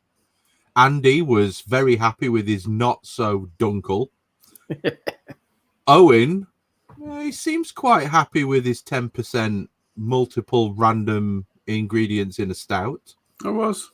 Was that a follow-on from last week's episode? Were you just trying to find a beer with as much shit thrown into it as you could? Yeah, what is it I drank last time, the commercial break? I don't know, but this beer that you're drinking now has got like 12 things in it, hasn't it? Yeah, it's sort of adjunct central, isn't it? That seems to be the way with kind of pastry stouts these days. The more stuff you can throw in it, the less it tastes like a beer. Yeah, it's just how many adjectives can you add? In fairness, though, this sort of actually nailed its description. If it does what it says on the can, I don't mind. You know. Anyway, yeah. What was I drinking last time? I think it was a sour, wasn't it? I did sour grapes and silly japes. I think it was from Brew York, and I sort of boo-booed it a bit. This is better. Well, hey, if you're enjoying it, mate, that's all that matters. So, anyway, question number 9. Now, hop utilization. This question's from Liam Kennedy again. Hop utilization. Does it matter if you use a spider, a bag, or free ball it? This is a question which is going to provoke some debate. Because, I mean, you hit it, guys, because I know how I feel, and I'm very crystal on this one. My opinion is that it probably does, because you're not letting it soak through. You're not getting the full contact area if you've got it all whacked in a tiny hop spider or whatever. So I always try and I'll use pellet with my system in a whirlpool, and I'll just throw it in. But like Tricky was saying about, I think we talked in the last pod about the leaf hops, you have to bag that, because otherwise your pump and all that, everything's going to just get blocked up. So it just depends on your system, and if you can get away with just free balling it in and having a whirlpool, then brilliant, go for it. But yeah, you need to be practical from it. But I think there must, the contact area, etc., is much greater when you've got it loose. Yeah, I'd agree. I'm free balling that shit all day, every day. Owen's commando as well. What are we talking about? We're on question 9. Underpants. We're talking about whether or not we're wearing underpants right now, Tricky. What about you? Let me check. Currently, yes, I am. What, wearing underpants or free ball? But they're not mine. Lightweight. Oh, are they the wives? Fucking hell, we're going to start asking. I'll leave that up to your imagination. There was a mix-up in... Well, I hope they're not fucking Thomas's. I'd have turned a very dark shade of beetroot by now if they were Thomas's. Believe me. In that case, he must have one of the young'uns' nappies on. Yeah. Do you use a spider? Saves me going to the toilet, yeah. Do you use a spider, a bag, or free ball it? Oh, for fuck's sake! Sorry. Generally speaking, I let them float free in the work, but I'll occasionally bag the hops if, like Andy was saying, if it's leaf, because you just kind of have to. Or sometimes if it's just a really small amount of hops, like it's a beer that's only got a really low level of hopping in it anyway, I'll just bag it just because it's slightly easier to do it that way and just keep it out of the filtering at the end. But generally, I just throw them in, and Andy's turned into an icon. Where have you gone? Hold on. Andy's broken something. No, I just touched the USB. I know it's happened. Now, can I just say that what Andy said at the beginning, I'm going to back up my mate Andy, because I know I normally rip him quite a lot, but what he said was absolutely true. You will get better hop flavor if you simply lob them in and freeball it. And the reason for this is saturation. You'll saturate the liquid within a hop spider with the hop oils much faster than you would saturate 23 liters or 25 liters or whatever point you add in the hops. You'll saturate that much slower, and you'll get technically a greater extraction. So yeah, free ball it, bang them in. If you can deal with the fact that you're going to have some hop material at the bottom, either by filtering on the end of your transfer line to your fermenter like Tricky does, or spending £23 million on a brewing system like Owen has, or doing what me and Andy have done, which is building our own for a fraction of the cost, you're going to get a better hop utilization from just banging them in free ball. The main reason why I do that sometimes and not others is because of what Tricky's just said. With this IPL that I was drinking a few minutes ago, there was 300 grams of hops went in for the whirlpool. Fuck. You don't really want to be dealing with 300 grams of hops coming out your transfer line into your fermenter. So yeah, I did use my hop spider for that, but my new whirlpool port is pointed directly at the area where my hop spider sits. So I do get liquid passing through it, albeit at a very slow rate. It does pass through, and it does end up, you do get reasonable utilization at that point. Only 300 grams, boys. So hold on, do you use a spider then? Yeah, I do if I'm doing like 300 grams. If I'm not, then I just lob them in. Ah, shit, man, that's a lot in a whirlpool. Yeah.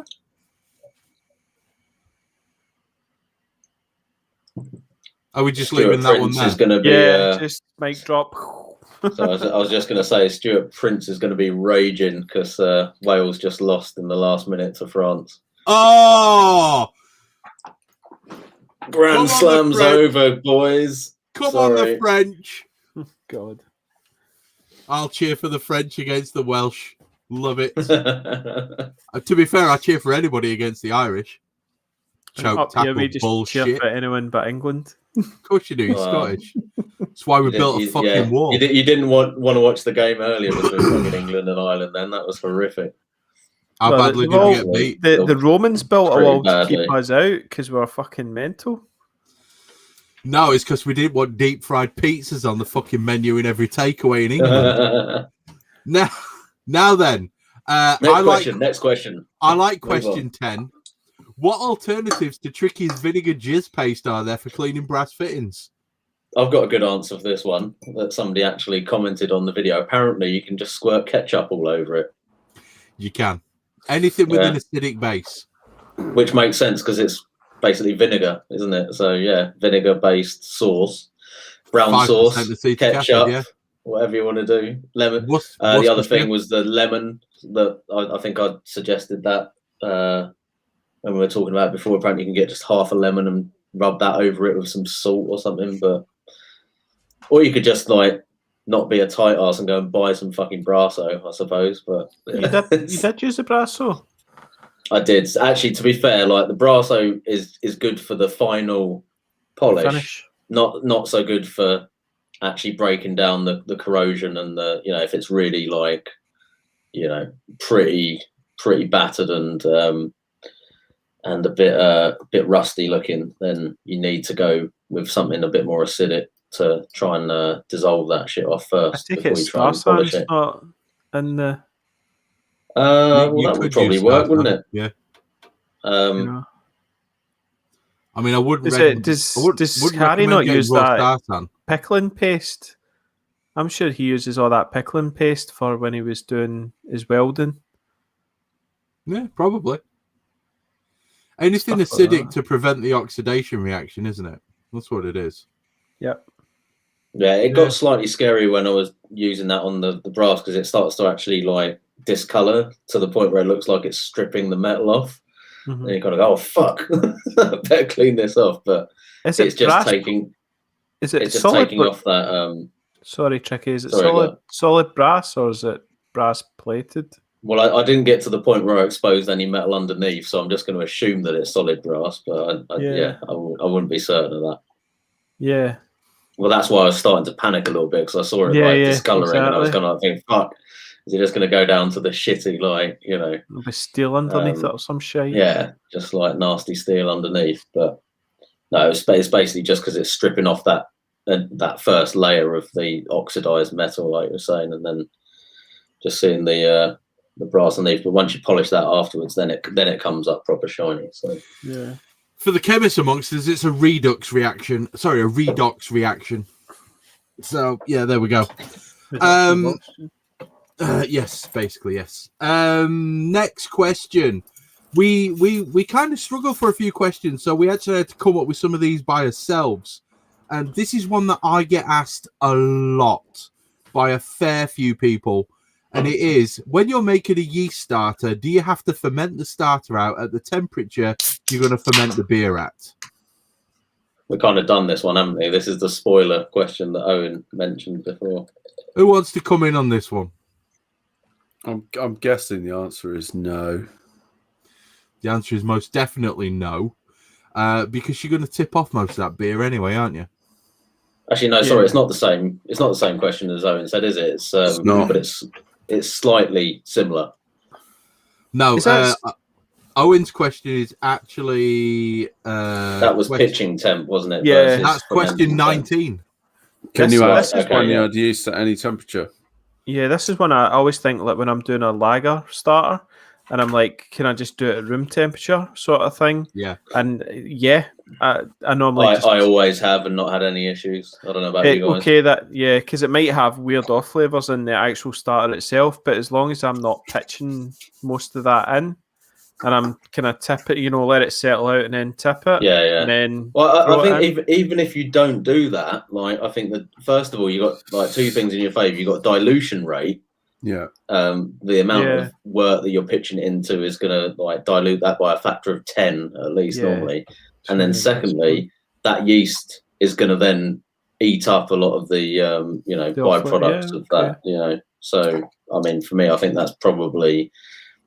I think I can't imagine that unless your starter is like just complete bog water in terms of the level of off flavors in it, that it's going to have much impact.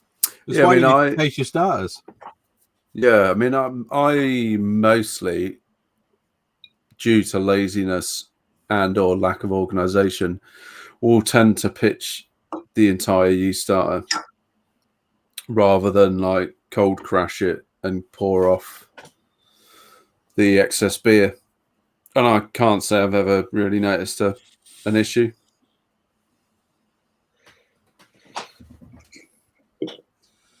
I just want to say at this particular point in time, I'm actually really proud of Tricky, because it's almost like during the 20 episodes or 18 episodes that we've done together, some of the things that I've been saying he's actually listened to.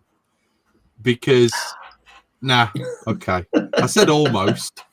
What things specifically are we talking about here? Well, you've actually just mentioned 3 very important scientific factors, and that is dilution rate, the fact that the yeast are going to continue to metabolize, and therefore if they come into contact with one of those off flavors which can be metabolized, they're going to metabolize it. And also the fact that, you know, it's so fucking insignificant in response to the actual starter to wort volume ratio that it's basically going to be completely irrelevant anyway. And I do believe another podcast actually did, because I was listening to this one. It was one of the Brewosophy ones where they talked about whether or not it actually has an effect. And the reality is, no, it won't. As long as you taste your starter and it doesn't taste complete doggy fucking water, then you're going to be fine. You know, that's what it comes down to. I don't know. I've tried a starter once and it was pretty fucking revolting. Well, with no hops in it. I think there's. Do you guys not add hops to your starters? No. I do. What? I add hops when I'm boiling the wort on the stove to make the starter. I put hops in it. Shit. Fucking Andy's throwing everything on the floor today. He just dropped a bullet. He was like, hops in the starter. Yeah, why, hops. Chris? Why? Just antimicrobial. Yeah. And because I will always add a small proportion of whatever the hops are going to be that I'm going to bitter with to the starter. Okay. So normally if I'm doing a 2-litre starter, I'll add 1 pellet of, say, Magnum, or 1 pellet of, whatever I'm planning on using, Warrior, or whatever my bittering hop is. But if I'm doing a NEPA, I'll add 1 pellet each of whatever or with my IPLs, 1 pellet each of whatever the Whirlpool hops are going to be. That's annoying if you then have to like vac seal it back up. Yeah. Seal it back up. Who seals their hops up? I don't. Tut, tut, tut. Wow. It's all coming out now. I'm sorry, but there was a piece of research which was talked about on a previous Hop Edition episode, which was there was somebody from one of the hop companies that said sealing them back up and reflushing them and vacuum packing them is kind of irrelevant as long as they're stored at the right temperature. It's true. I heard the same thing. It doesn't really matter. I just literally pull 1 pellet out of each bag, because most of mine come from Simply Hops. Just, get a brew, seal them back up, stick them back in the freezer, carry them down the house, lob them in the pan. Job done. Yeah. Nicicles. But I bought a vacuum sealer, so I've got to use it now, Chris. That's just the way it fucking is, mate. I'm sorry. Get into fucking sous vide then, you wanker. I don't care if the science says it's not necessary. I have to vacuum pack everything now. That's my life. Including your sandwiches for lunch. Yeah, exactly. I have to say... They'll never taste the same again unless they're like squashed to like 3 millimeters thick in the fucking vacuum sealer. But they expand back out when you open them. Yeah, that's it. If you vacuum seal a cheese and pickle sandwich, they actually taste better. It's like a mattress when you open a new The bad advice was to go and buy a vacuum sealer then. Was that what we're talking about here? I love my vacuum sealer. I still enjoy vacuum sealing. I don't care if it's not Andy's made a controversial point because he goes really high pitched. I love my vacuum sealer. You know it. Okay, let's move on. Let's move on. So somebody hit me with question 12. Okay. How critical is it if the mash temp drops, i.e. from 75 to 73.5, as an example, during the sparge process? Will this dramatically affect the efficiencies? Big JC. Yeah, this is from Jamie Cadnam. I'm saying no. Yeah, no. I'm also saying no. Because I very regularly end up sparging just because I'm like, fucked up or been too lazy to even heat the water properly, like way below that temperature. Well, I think no difference to me. Yeah, I mean, you've got to really question, why do you heat sparge water to 75 or 76? degrees, and I think primarily it's just the sugars. Yeah, the theory is that it should make the sugars like more free flowing because it lowers the viscosity of the liquid. Yep. Am I scoring more cool points here, Chris? Or I don't even fucking need to be here anymore, do I? Your motherfuckers have got the science down pat. That's exactly why you do it. Your work is done. The apprentice becomes a master. However, drop the mic. Yeah, I think the difference between like 75 and 73.5 degrees in terms of your viscosity and then the knock-on effect for extraction is going to be so minuscule that it's not even like worth worrying about. We're talking tiny percentage points here, like probably less than 0.5%. Don't even worry about it. It's all about it's all about the brew house efficiency. Now you just want a consistent result, don't you? So you can actually get a consistent beer at the end. It is. That's what it comes down to. That's why I've never worried about moving on from batch sparging, to be honest, because I've just hit a point where I can hit a consistent number with it. So why bother adding all the extra stuff in to do a fly sparge? I just don't need to. It's hard. Really. Yeah, the fly sparge definitely. I think it takes a while to get used to because I definitely used to do. I used to do batch sparging, then I've moved to fly sparging, and it does take. The biggest key is to do it as slow as possible, sort of thing. Yeah. And then you get. I'm starting now to see consistent results, definitely through my system, and it's just a case I need to just change. I mean, I know it's definitely like the way to go if you want to get the best like efficiency out of it, but for me, it's kind of like I'd rather just have the speed versus the top end efficiency sort of thing for me personally. But then, like, I think it depends on your setup and your system, doesn't it? Because you've got a 3-vessel system, Andy. So a slow sparge is generally considered best practice. I've got an all-in-one system, and I sparged last night. I sparged 37 liters in the space of about, what would you say, Chris? About 6 minutes or something. Wow. Between 6 and 8 minutes. And I came in with, I think, something like 76.5% brew house. And an almost destroyed element. Yes, I did forget to turn off my HLT element during sparging because I was too busy chatting to Chris and very nearly blew it up.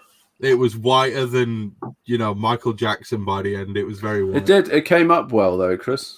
Well. I told you, just a bit of acid, mate. It works well. Yeah, it was great. Now bit of Starsan. I want to move on to question 13 because this is a question that, weirdly enough, I'm the one who answers all the comments on the Hop Edition website generally. There's been a couple of people who've sent in questions or from the Hop Edition Facebook page. And this is a question that I've had probably 6 or 7 times. And it says, if I'm brewing consistently good beer on an all-in-one system, if I'm brewing good, consistent beer on an all-in-one system and have the opportunity to, is there any benefit of note from upgrading to a 3-vessel?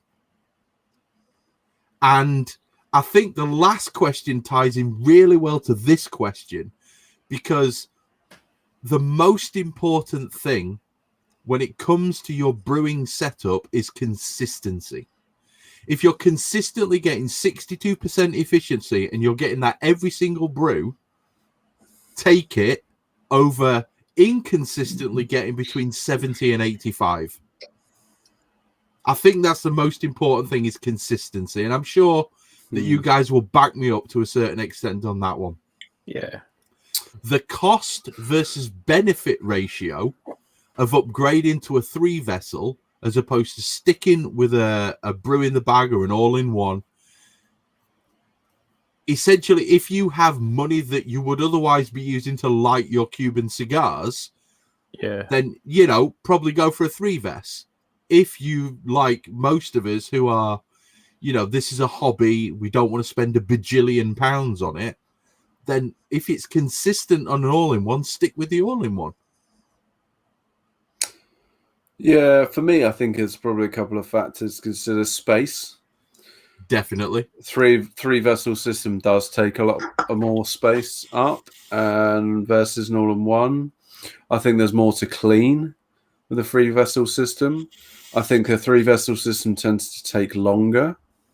Your brew day is going to be slightly longer, as like Andy pointed out. The sparge tends to have to be much slower to get good results, good consistent results. So there are some factors that actually make 3-vessel system brewing much harder than using an all-in-one system, and that's the beauty of the all-in-one system. That's why they've become so popular, is because in many ways they actually are better than free vessel systems.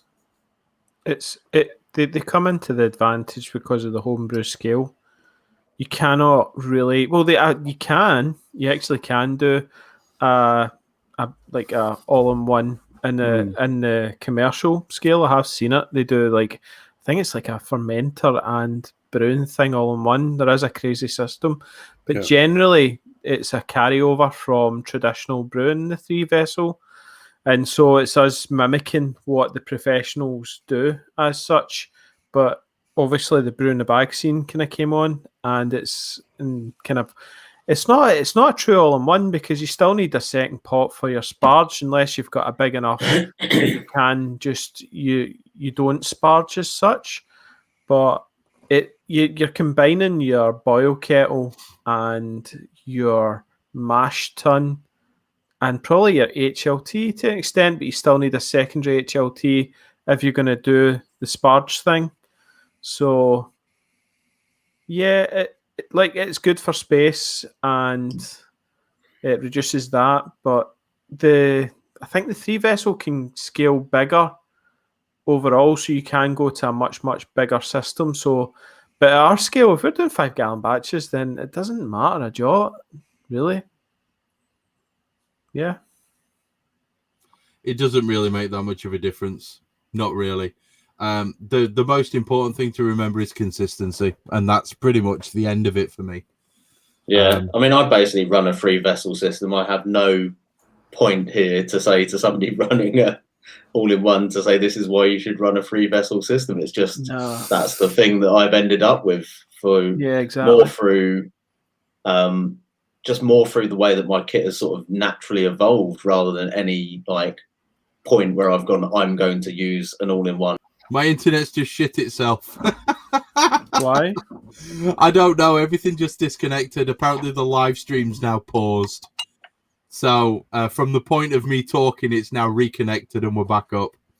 Sorry, guys. My internet just died a little bit. I think by reading the question, I think probably what he's getting at is, will the beer be better from a 3-vessel system than an all-in-one system? And I think the answer to that question is no. No, it won't. And if you're making good, consistent beer on your current system, don't change it. There's no need. Yeah, I think just keep doing it, keep tinkering, play with other things to try and improve your beer. Your equipment isn't necessarily going to get you better beer. No, instead of buying a 3-vessel, buy an RO. Okay, so somebody read question 14 so I can unleash Chris on question 14. I want to work myself up. Just give me a sec. You guys do what you do. Come on, Andy, you read it because you normally trigger Chris pretty well. Okay. Is the CO2 blanket going to protect my beer? No, it fucking isn't. No, it's not going to, because of something called fucking kinetics. Shut up. Question 15, please.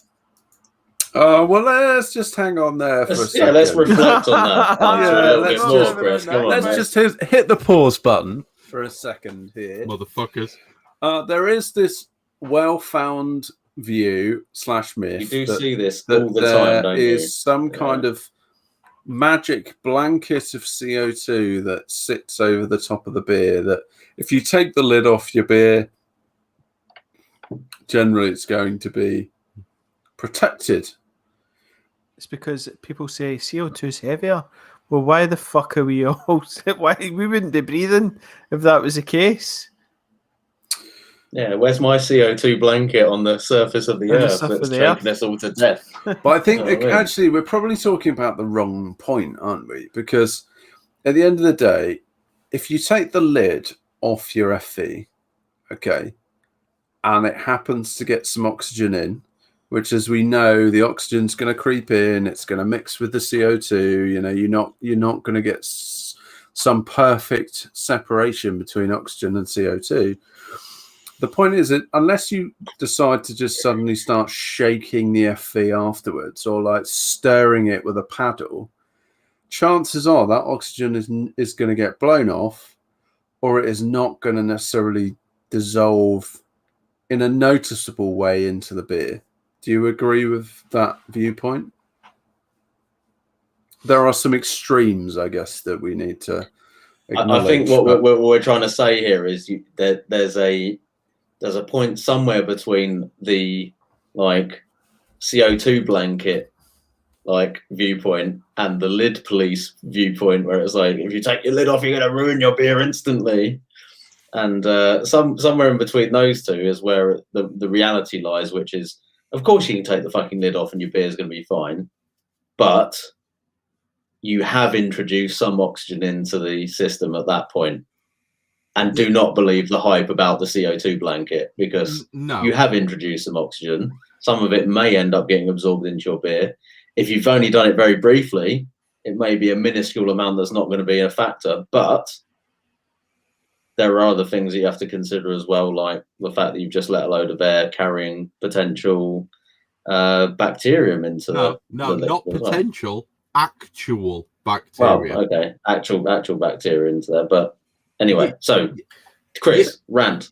Well, you have a situation whereby people seem to think that because you've got sides on a fermenter and you open the lid, all of a sudden there's going to be this magical blanket of unmoving, non-kinetic gas, which is just going to sit there and go, oh, no, you're not allowed into my fermenter. No, this is mine. This is my space. Go find your own fucking house. Okay, it doesn't happen, and it's not as camp as that. It's not as camp as that, all right? The point is, as soon as you open that fermenter lid, you have an inrush of gas, whether you want it or not. Gases move. Why do you think we have air pressure? Okay? How do you think a balloon stays inflated? Gas particles move, okay? Now, yes, if you crack it just to have a quick deco, then yes, it's probably going to be protected long enough, but you are increasing exponentially the risk of infection. Okay? There is no magical CO2 blanket. Okay, that shit does not exist. But if you're fermenting ale, you've got a krausen that could be there protecting it. During active fermentation, you are fine. Okay. Yeah. I think this is where a lot of the confusion comes in, because people always go back to this argument about, well, these breweries do open fermentation and they're fine, blah blah blah blah blah. But it's like, okay, when they're talking about open fermentation, that's active. Like during the active krausening stage usually, and then it's going to be transferred immediately off of that into a bright tank. You're not leaving it there for 2 weeks just sitting there, letting everything float into the fucking tank, unless it's alembic or something like that, whether that's what they want. You know, if that's called what do they call that? A cool ship or a cold ship? Yeah. You know, that's what that is. That's not the same as open fermentation. These are two different things. You know, leaving the lid off your fermenter open to the air is basically trying to make a sour beer, essentially, as far as I'm concerned. Yeah, because you're wanting, in some respects, like acetobacteria and stuff like that to play a part in the style of the beer. But cool. It all comes down to this: the less you open the lid, the less issues you're going to have. Keep the goddamn lid shut. And as we move on to question 15, this becomes incredibly clear. The question is, insert picture, is this beer infected? ? in the case of the fairly recent Homebrew UK posts that we've been enjoying, where we did witness, I think, what looked like possibly some sort of roadkill, maybe a dead badger, mouse, deer, fox. Possibly wasn't big enough for a badger. It might have been or a rat, a vole or something, or floating around like some sort sort of mouldy life raft on top of the beer. The answer is more often than not, I would say 97% of the time, if you're asking the question, the answer is no. If it's evidently got some sort of raft on it, or language, yeah, or ecosystem, then the answer is absolutely yes. And don't waste your time, just brew again. And for the love of God, throw your bucket away and buy a new one. And don't listen to anyone saying, just drink it. I'm sure if it tastes fine, then it's okay.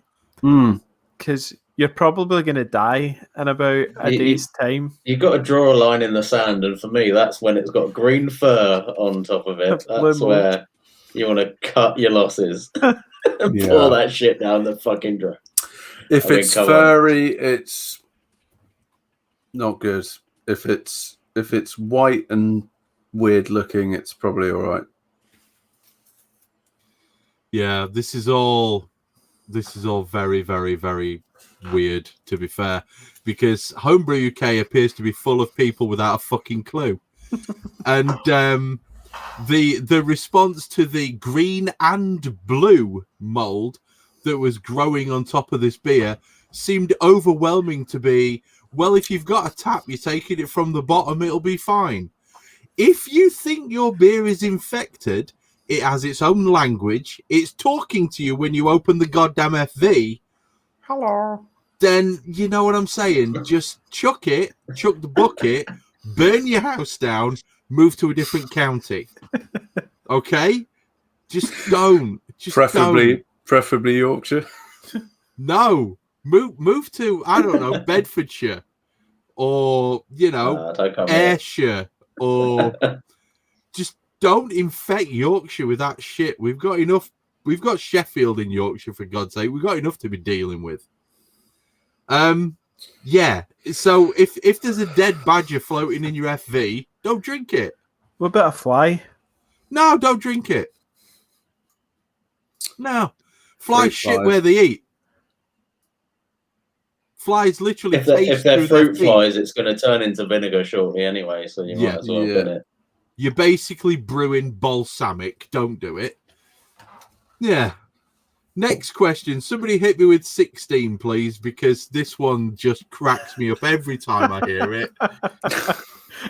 It's the most commonly asked question. So Chris, I've picked up a Werry kit, and I want to make it up to about 15% fucking headbanger. So how much sugar should I add into that to achieve the that level of fuck you up juice? Monday babies. Yeah. How many kilos of sugar should I add to my Werry kit to make it banging? Yeah. How many kilos indeed? How about none? At least a couple of bags. A couple of bags. Just make sure it's granulated. Couple of bags. Yeah, to give it that extra homebrew twang. Yeah. If you want some extra flavour, though, go for some Demerara. Yeah. And maybe the brown. You can make a golden posh tramp juice if you go with the brown sugar. I mean, that's trampagne waiting to happen, isn't it? Let's just not. Oh, my head's hot and thinking about it. Yeah. Just pop a tin of golden syrup in.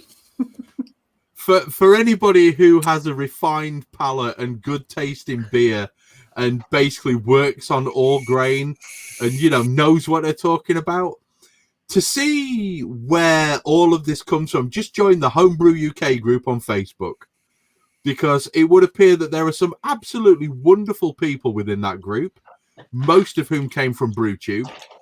It also appears that there's some people on there who think turbo cider is proper alcohol and that you can make a wherry kit banging with 8 kilos of granulated sugar from B&M. Yeah, just no. Come on.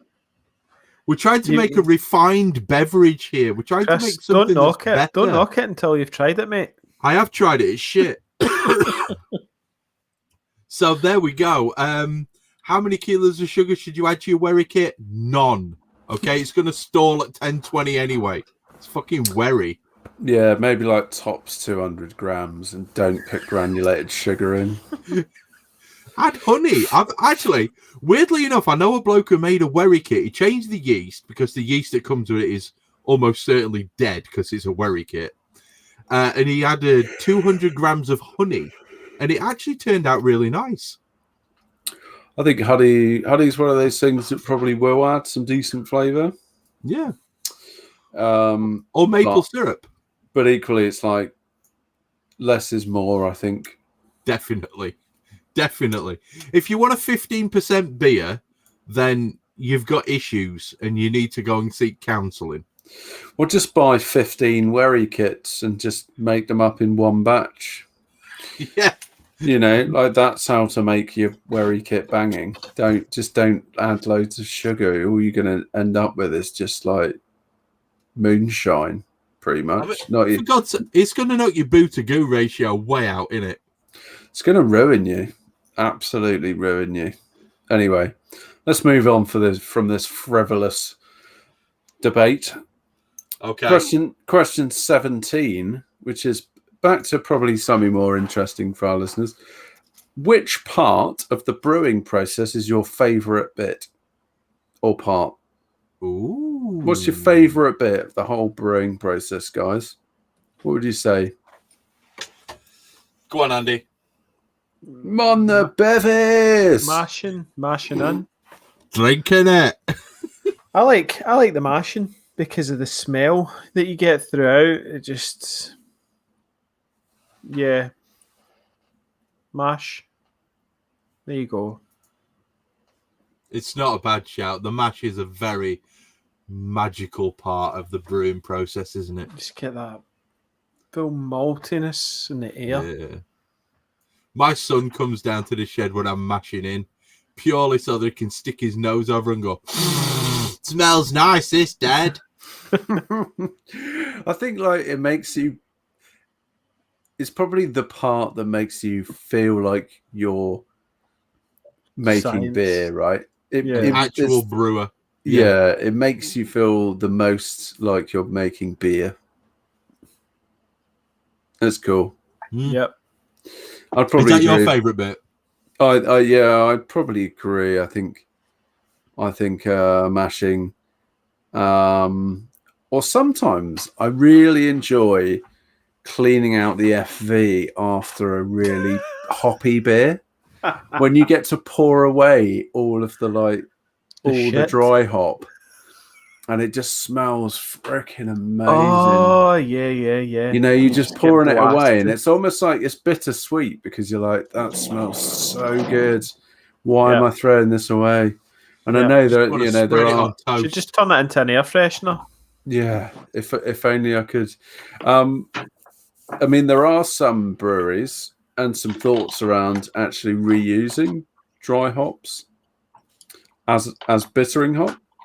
Wow, that's controversial. Yeah, there are people out there doing it. And it is possible. In fact, are they the people that ask how many kilos you put in your wherry kit? No, they're not. Get back in your box, you Scottish madman. They're the people making Buckfast. Go on. I've done it. I have actually reused a dry hop from one beer to another because I didn't feel like it was because it was in my Firmzilla, and because it's a conical, it was all compacting down like into the collection jar. I was fairly certain that actually I probably hadn't had amazing utilization, and I actually reused that dry hop into another beer, and it came out all right. I'll tell you what, that table beer with all the leaf hops in that I did recently, I was just looking at the hops afterwards and going, I feel really shit like throwing these away because I know they're still like almost virtually untouched by being in the beer sort of thing. So yeah, like loads of oil left in them. Yeah, but I wasn't like, I wasn't brewing anything immediately afterwards that I could have used them for. So it would have been basically adding compost to a beer if I'd left them for a few days and tried putting them back in. But you lose control of what alpha acids are left in it and how much. Yeah, you lose control of that, and it's like it becomes a massive vector for infection as well and everything else. So, speaking about losing control, I'm about to lose control of my bladder, so you guys just deal with it for a minute. Yeah, in fairness, when I did that, it literally went from one, like, I took the collection jar off. It went from one beer straight into another, and it was in addition to the actual. No added strawberries, apparently. Sorry, I was just got a dunkel. Seeing if it didn't taste to the actual dry hop that I added, so it works. It was all right. Cool. Tricky. Yeah. What's it tricky? The question. I'm not getting any strawberries on this one, but yours is shit then. This is obviously not right. Sorry, Owen. What is the question we're answering here? I think it might be asking you about your Munich Dunkel, actually. It's very toasty. Toasty. Is it caramel? Strawberry jam on toast? No strawberry jam. I know. You remember last week I had the raspberry wheat? I wonder when they were canning these, if they've been mixed or like the two have mixed or something. And the switch. It sounds like a really weird flavour to be picking up on the.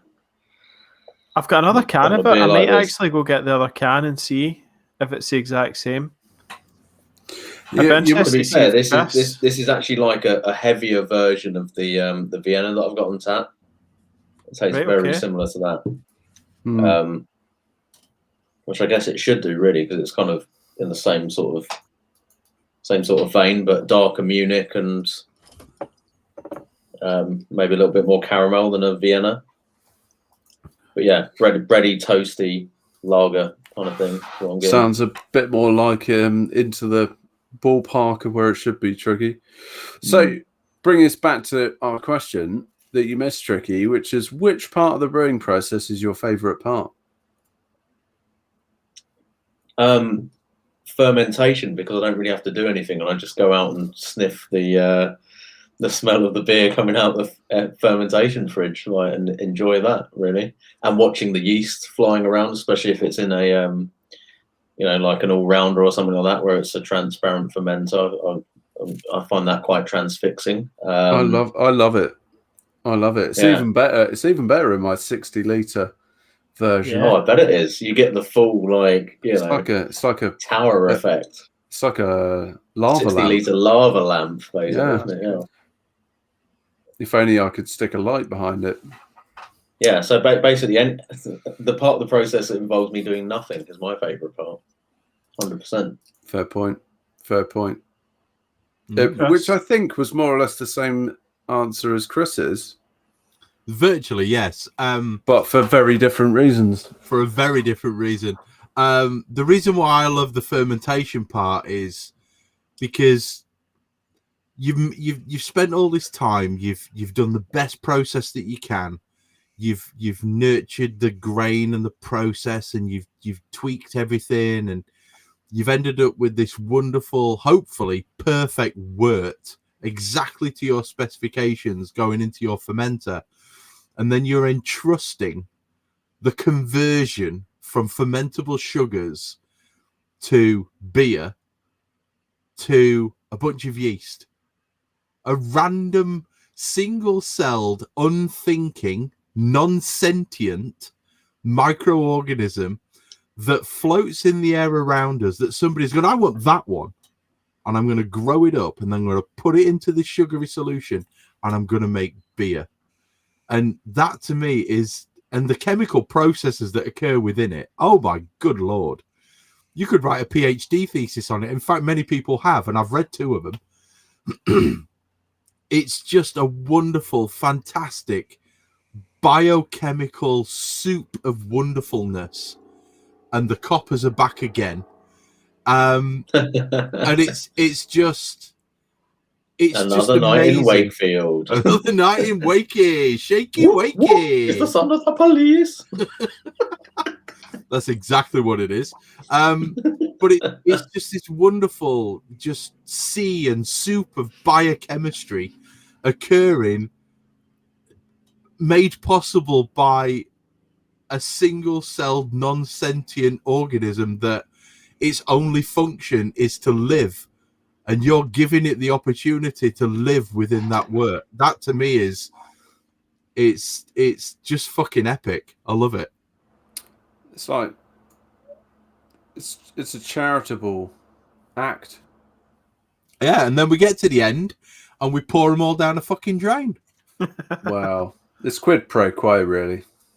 I mean, they get pissed, so we've given them a good life for a week or They've so. literally just pissed out alcohol, and then we just pour them down the drain, and you know. Bye. Thanks for helping me out.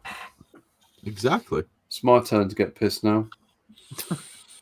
Right, next question. Question 18, which is our penultimate question. If you could tell your noob brewing self one thing, what would it be? That's tough. I'd probably still consider myself a noob. I think at the point where you consider yourself a pro, you're not going to be brewing on a Brew Tools B80, are you? You're going to have some 15 beer barrel kit in a warehouse somewhere. Probably. That's the point. I mean, what would you tell yourself one thing at the beginning of your brewing journey that you think would change your brewing? Or would stop you from fucking up so many times in the first few instances? Well, I'll put this question in, so I'll go first because I've got an answer that I think would probably be valid for most people, which is rather than sitting on your own in isolation, sort of trying to read the instructions and figure shit out and all the rest of it.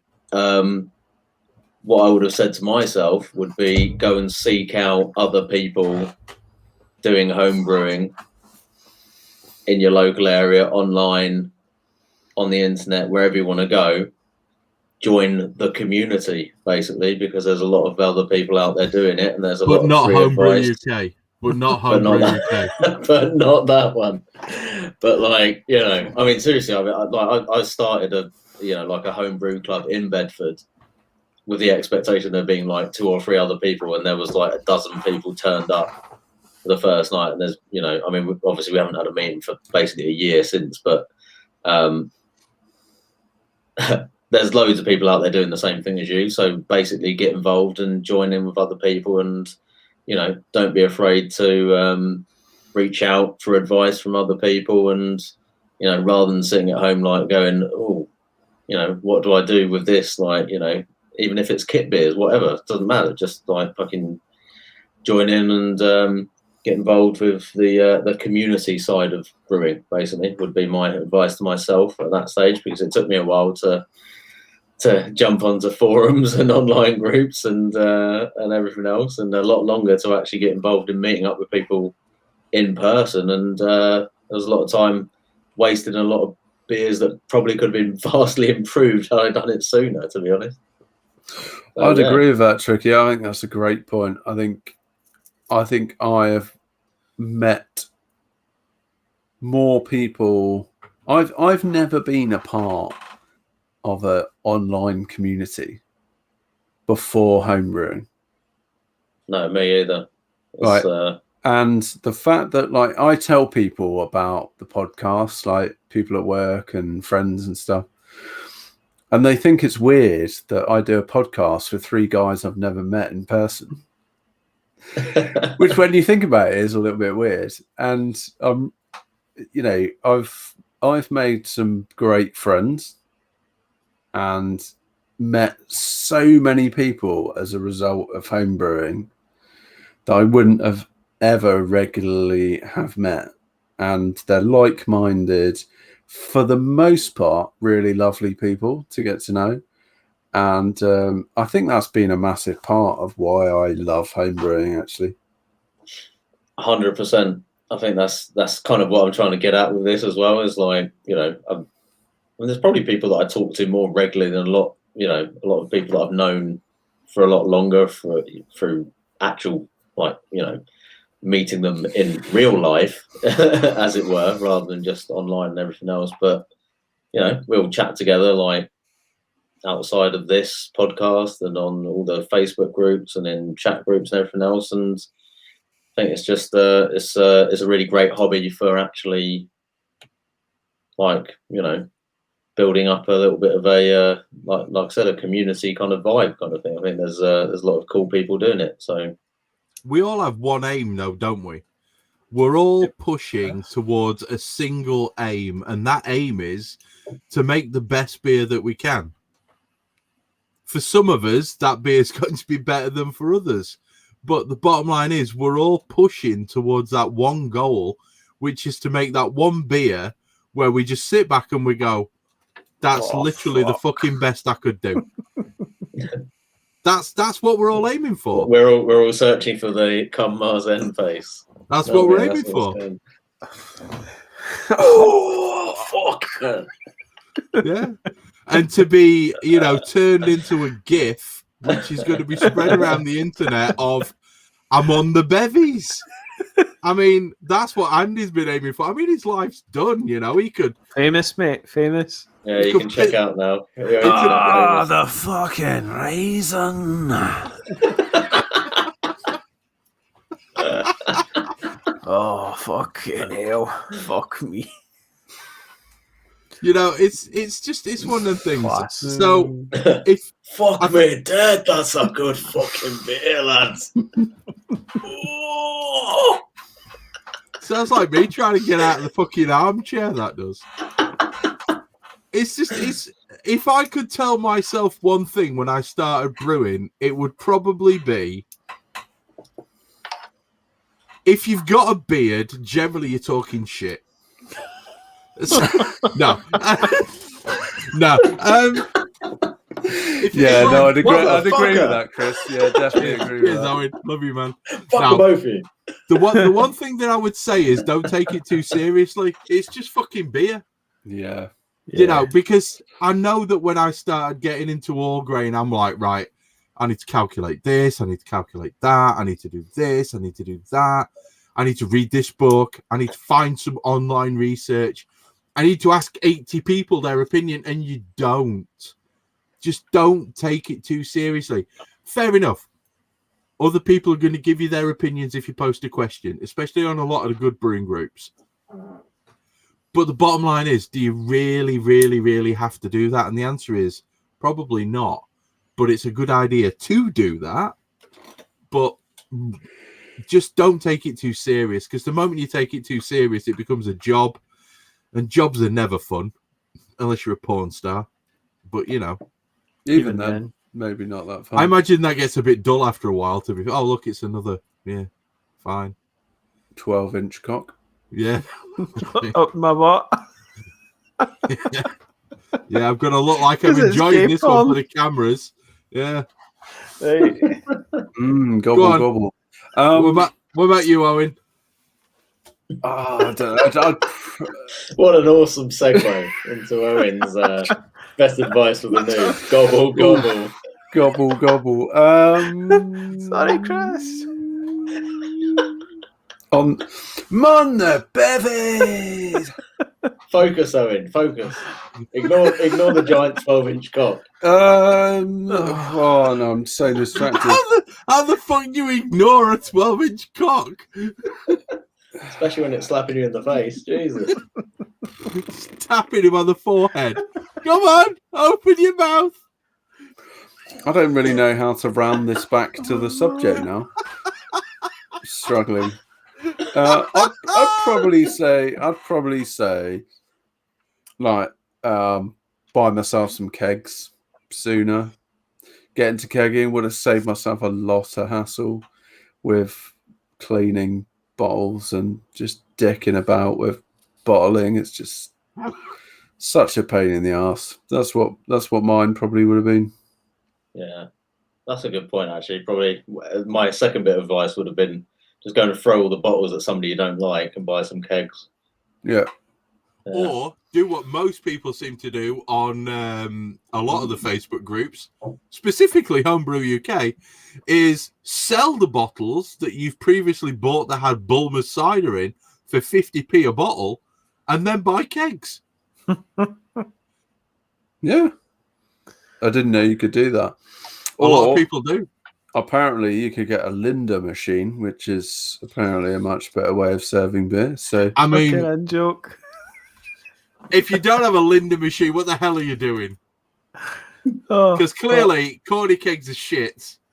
I mean, yeah, get a Linda machine. Cornies, to be fair. What you want to do is you want to use CO2 to squeeze the beer out of a bag.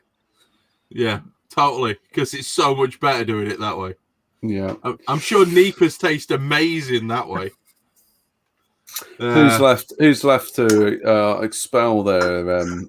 Come on, Andrew. I would probably tell myself that, I'd be like, right, you're going to get fucking mad into this, mate. So don't piss about with the shitey stuff. Just go balls deep and get the good shit. You know what I mean? Straight off. This isn't a Fuck drill off here, the mate. plastic, get the shiny. You just get the shiny shit. Don't buy that. Don't buy that £2 hydrometer. Just buy the £40 one. Just go. Aye. To be Stop fair, buying shite because you're going to use it. There's a lot of money wasted on shit stuff that you really should be spending money on. We do have one more question, which was put up in the live chat, which is from DMAC. I don't know who DMAC is, but welcome, DMAC. I've not seen you before in the live chat. And what he says is, putting hops in at flame out and just leaving them in primary. Is that a good idea or a bad idea? And I've been thinking about this one for a while you guys have been talking about slapping them around the face with a 12-inch cock.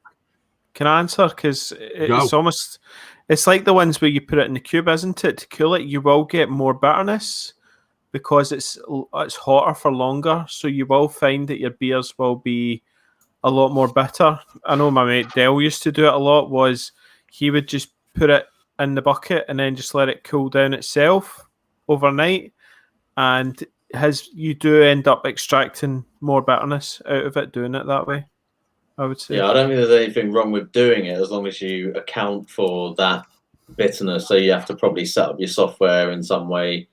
I'm sure a lot of software has a function for doing like no chill style brewing, but yeah, you just have to make sure you're accounting for that extra bitterness extraction, because otherwise you might end up with, like a pretty seriously bitter beer if you just follow a standard recipe and then do that without accounting for the extra extraction you get from essentially having an extended whirlpool of several hours.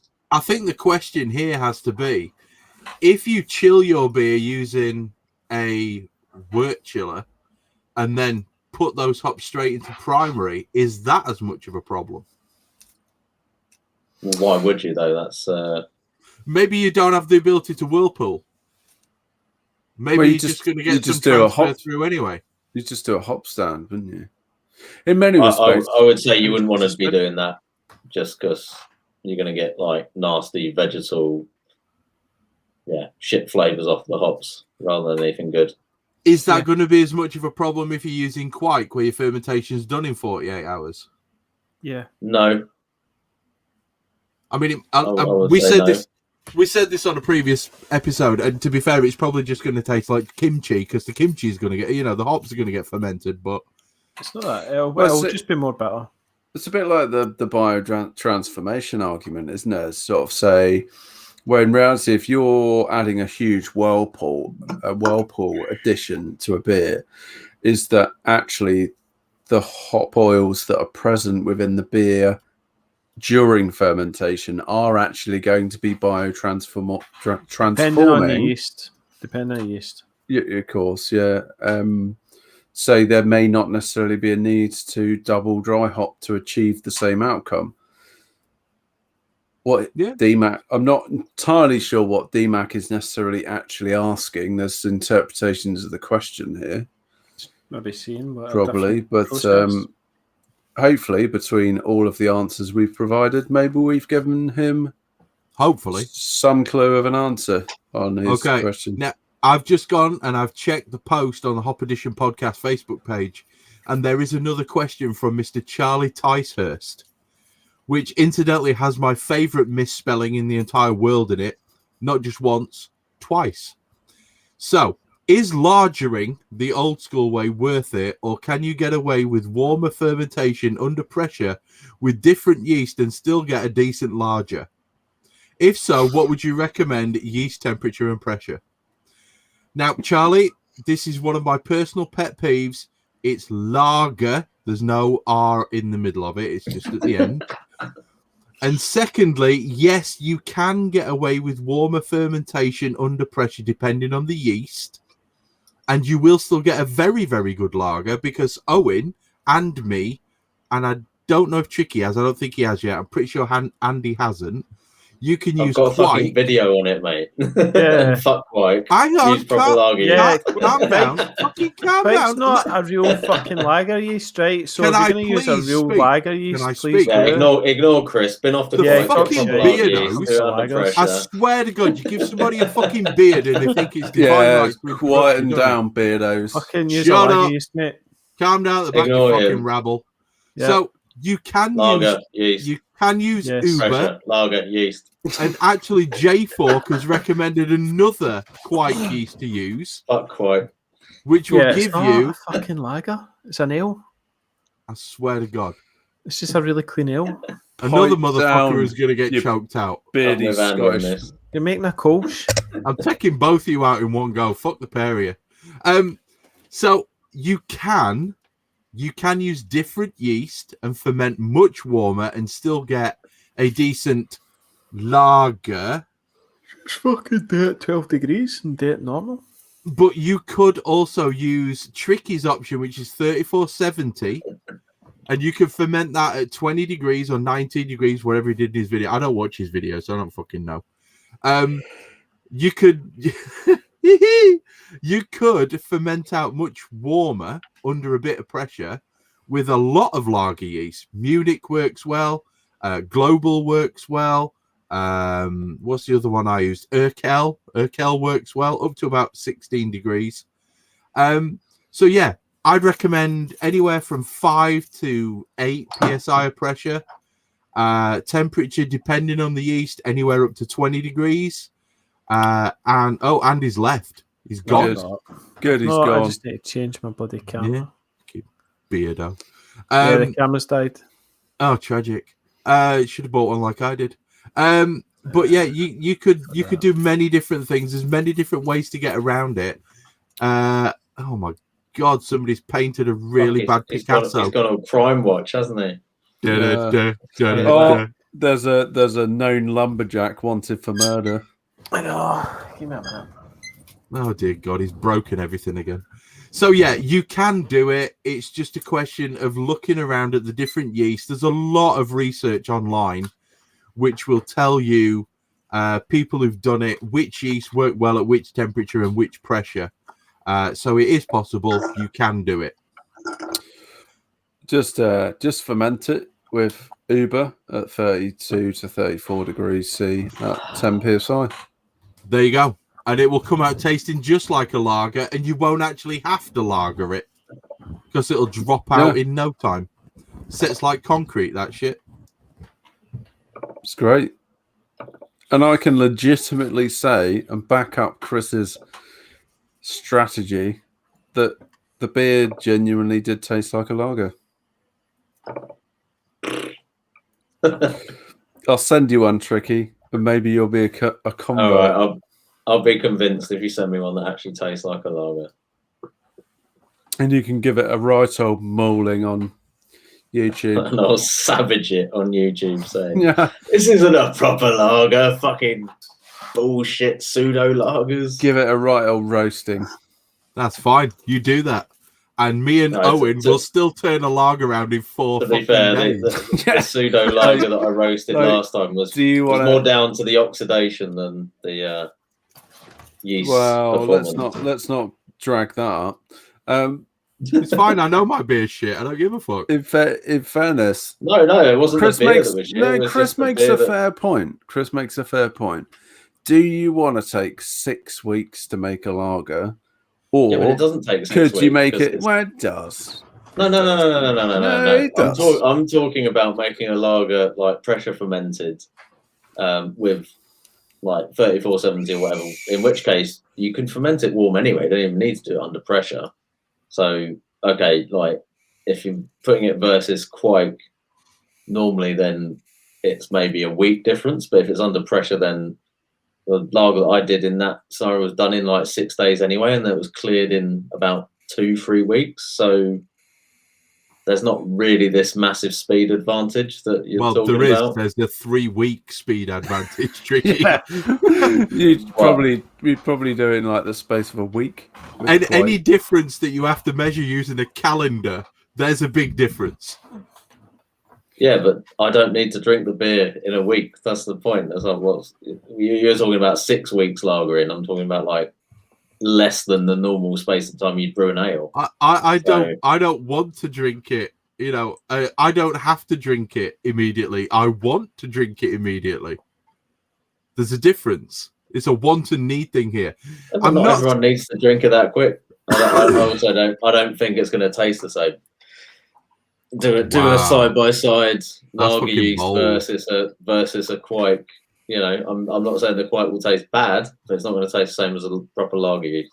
I do actually have 2 beers up here that are basically one's a lager yeast and one's a quite yeast. And it sounds like a future podcast challenge. Oh yeah, I think it should be. You'll get flavours from the bloody lager yeast. No, I challenge.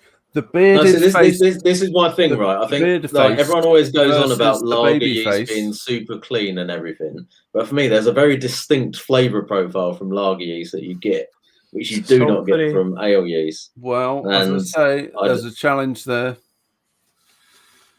Would appear that the last question posted on the website was the one that's provoked the most visceral response from the beardos at the bottom. Yeah, controversial split in the in the Hop Edition camp.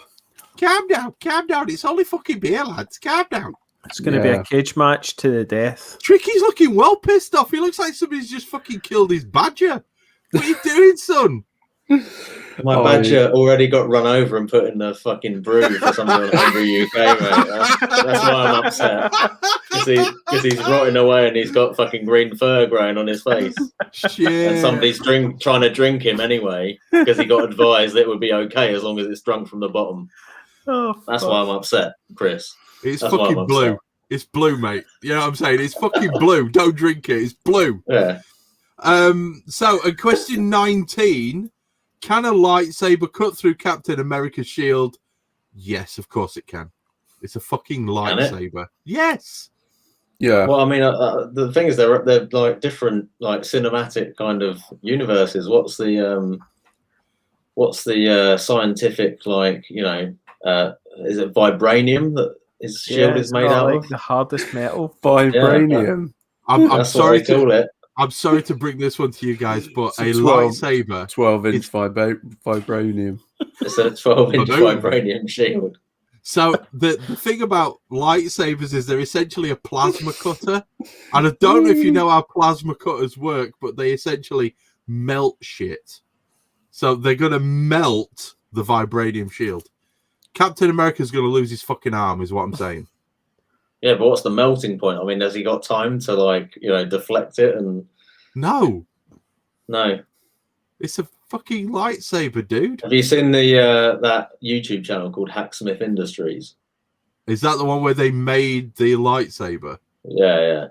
That was pretty cool. Yeah. I did like that. It was pretty good, wasn't it?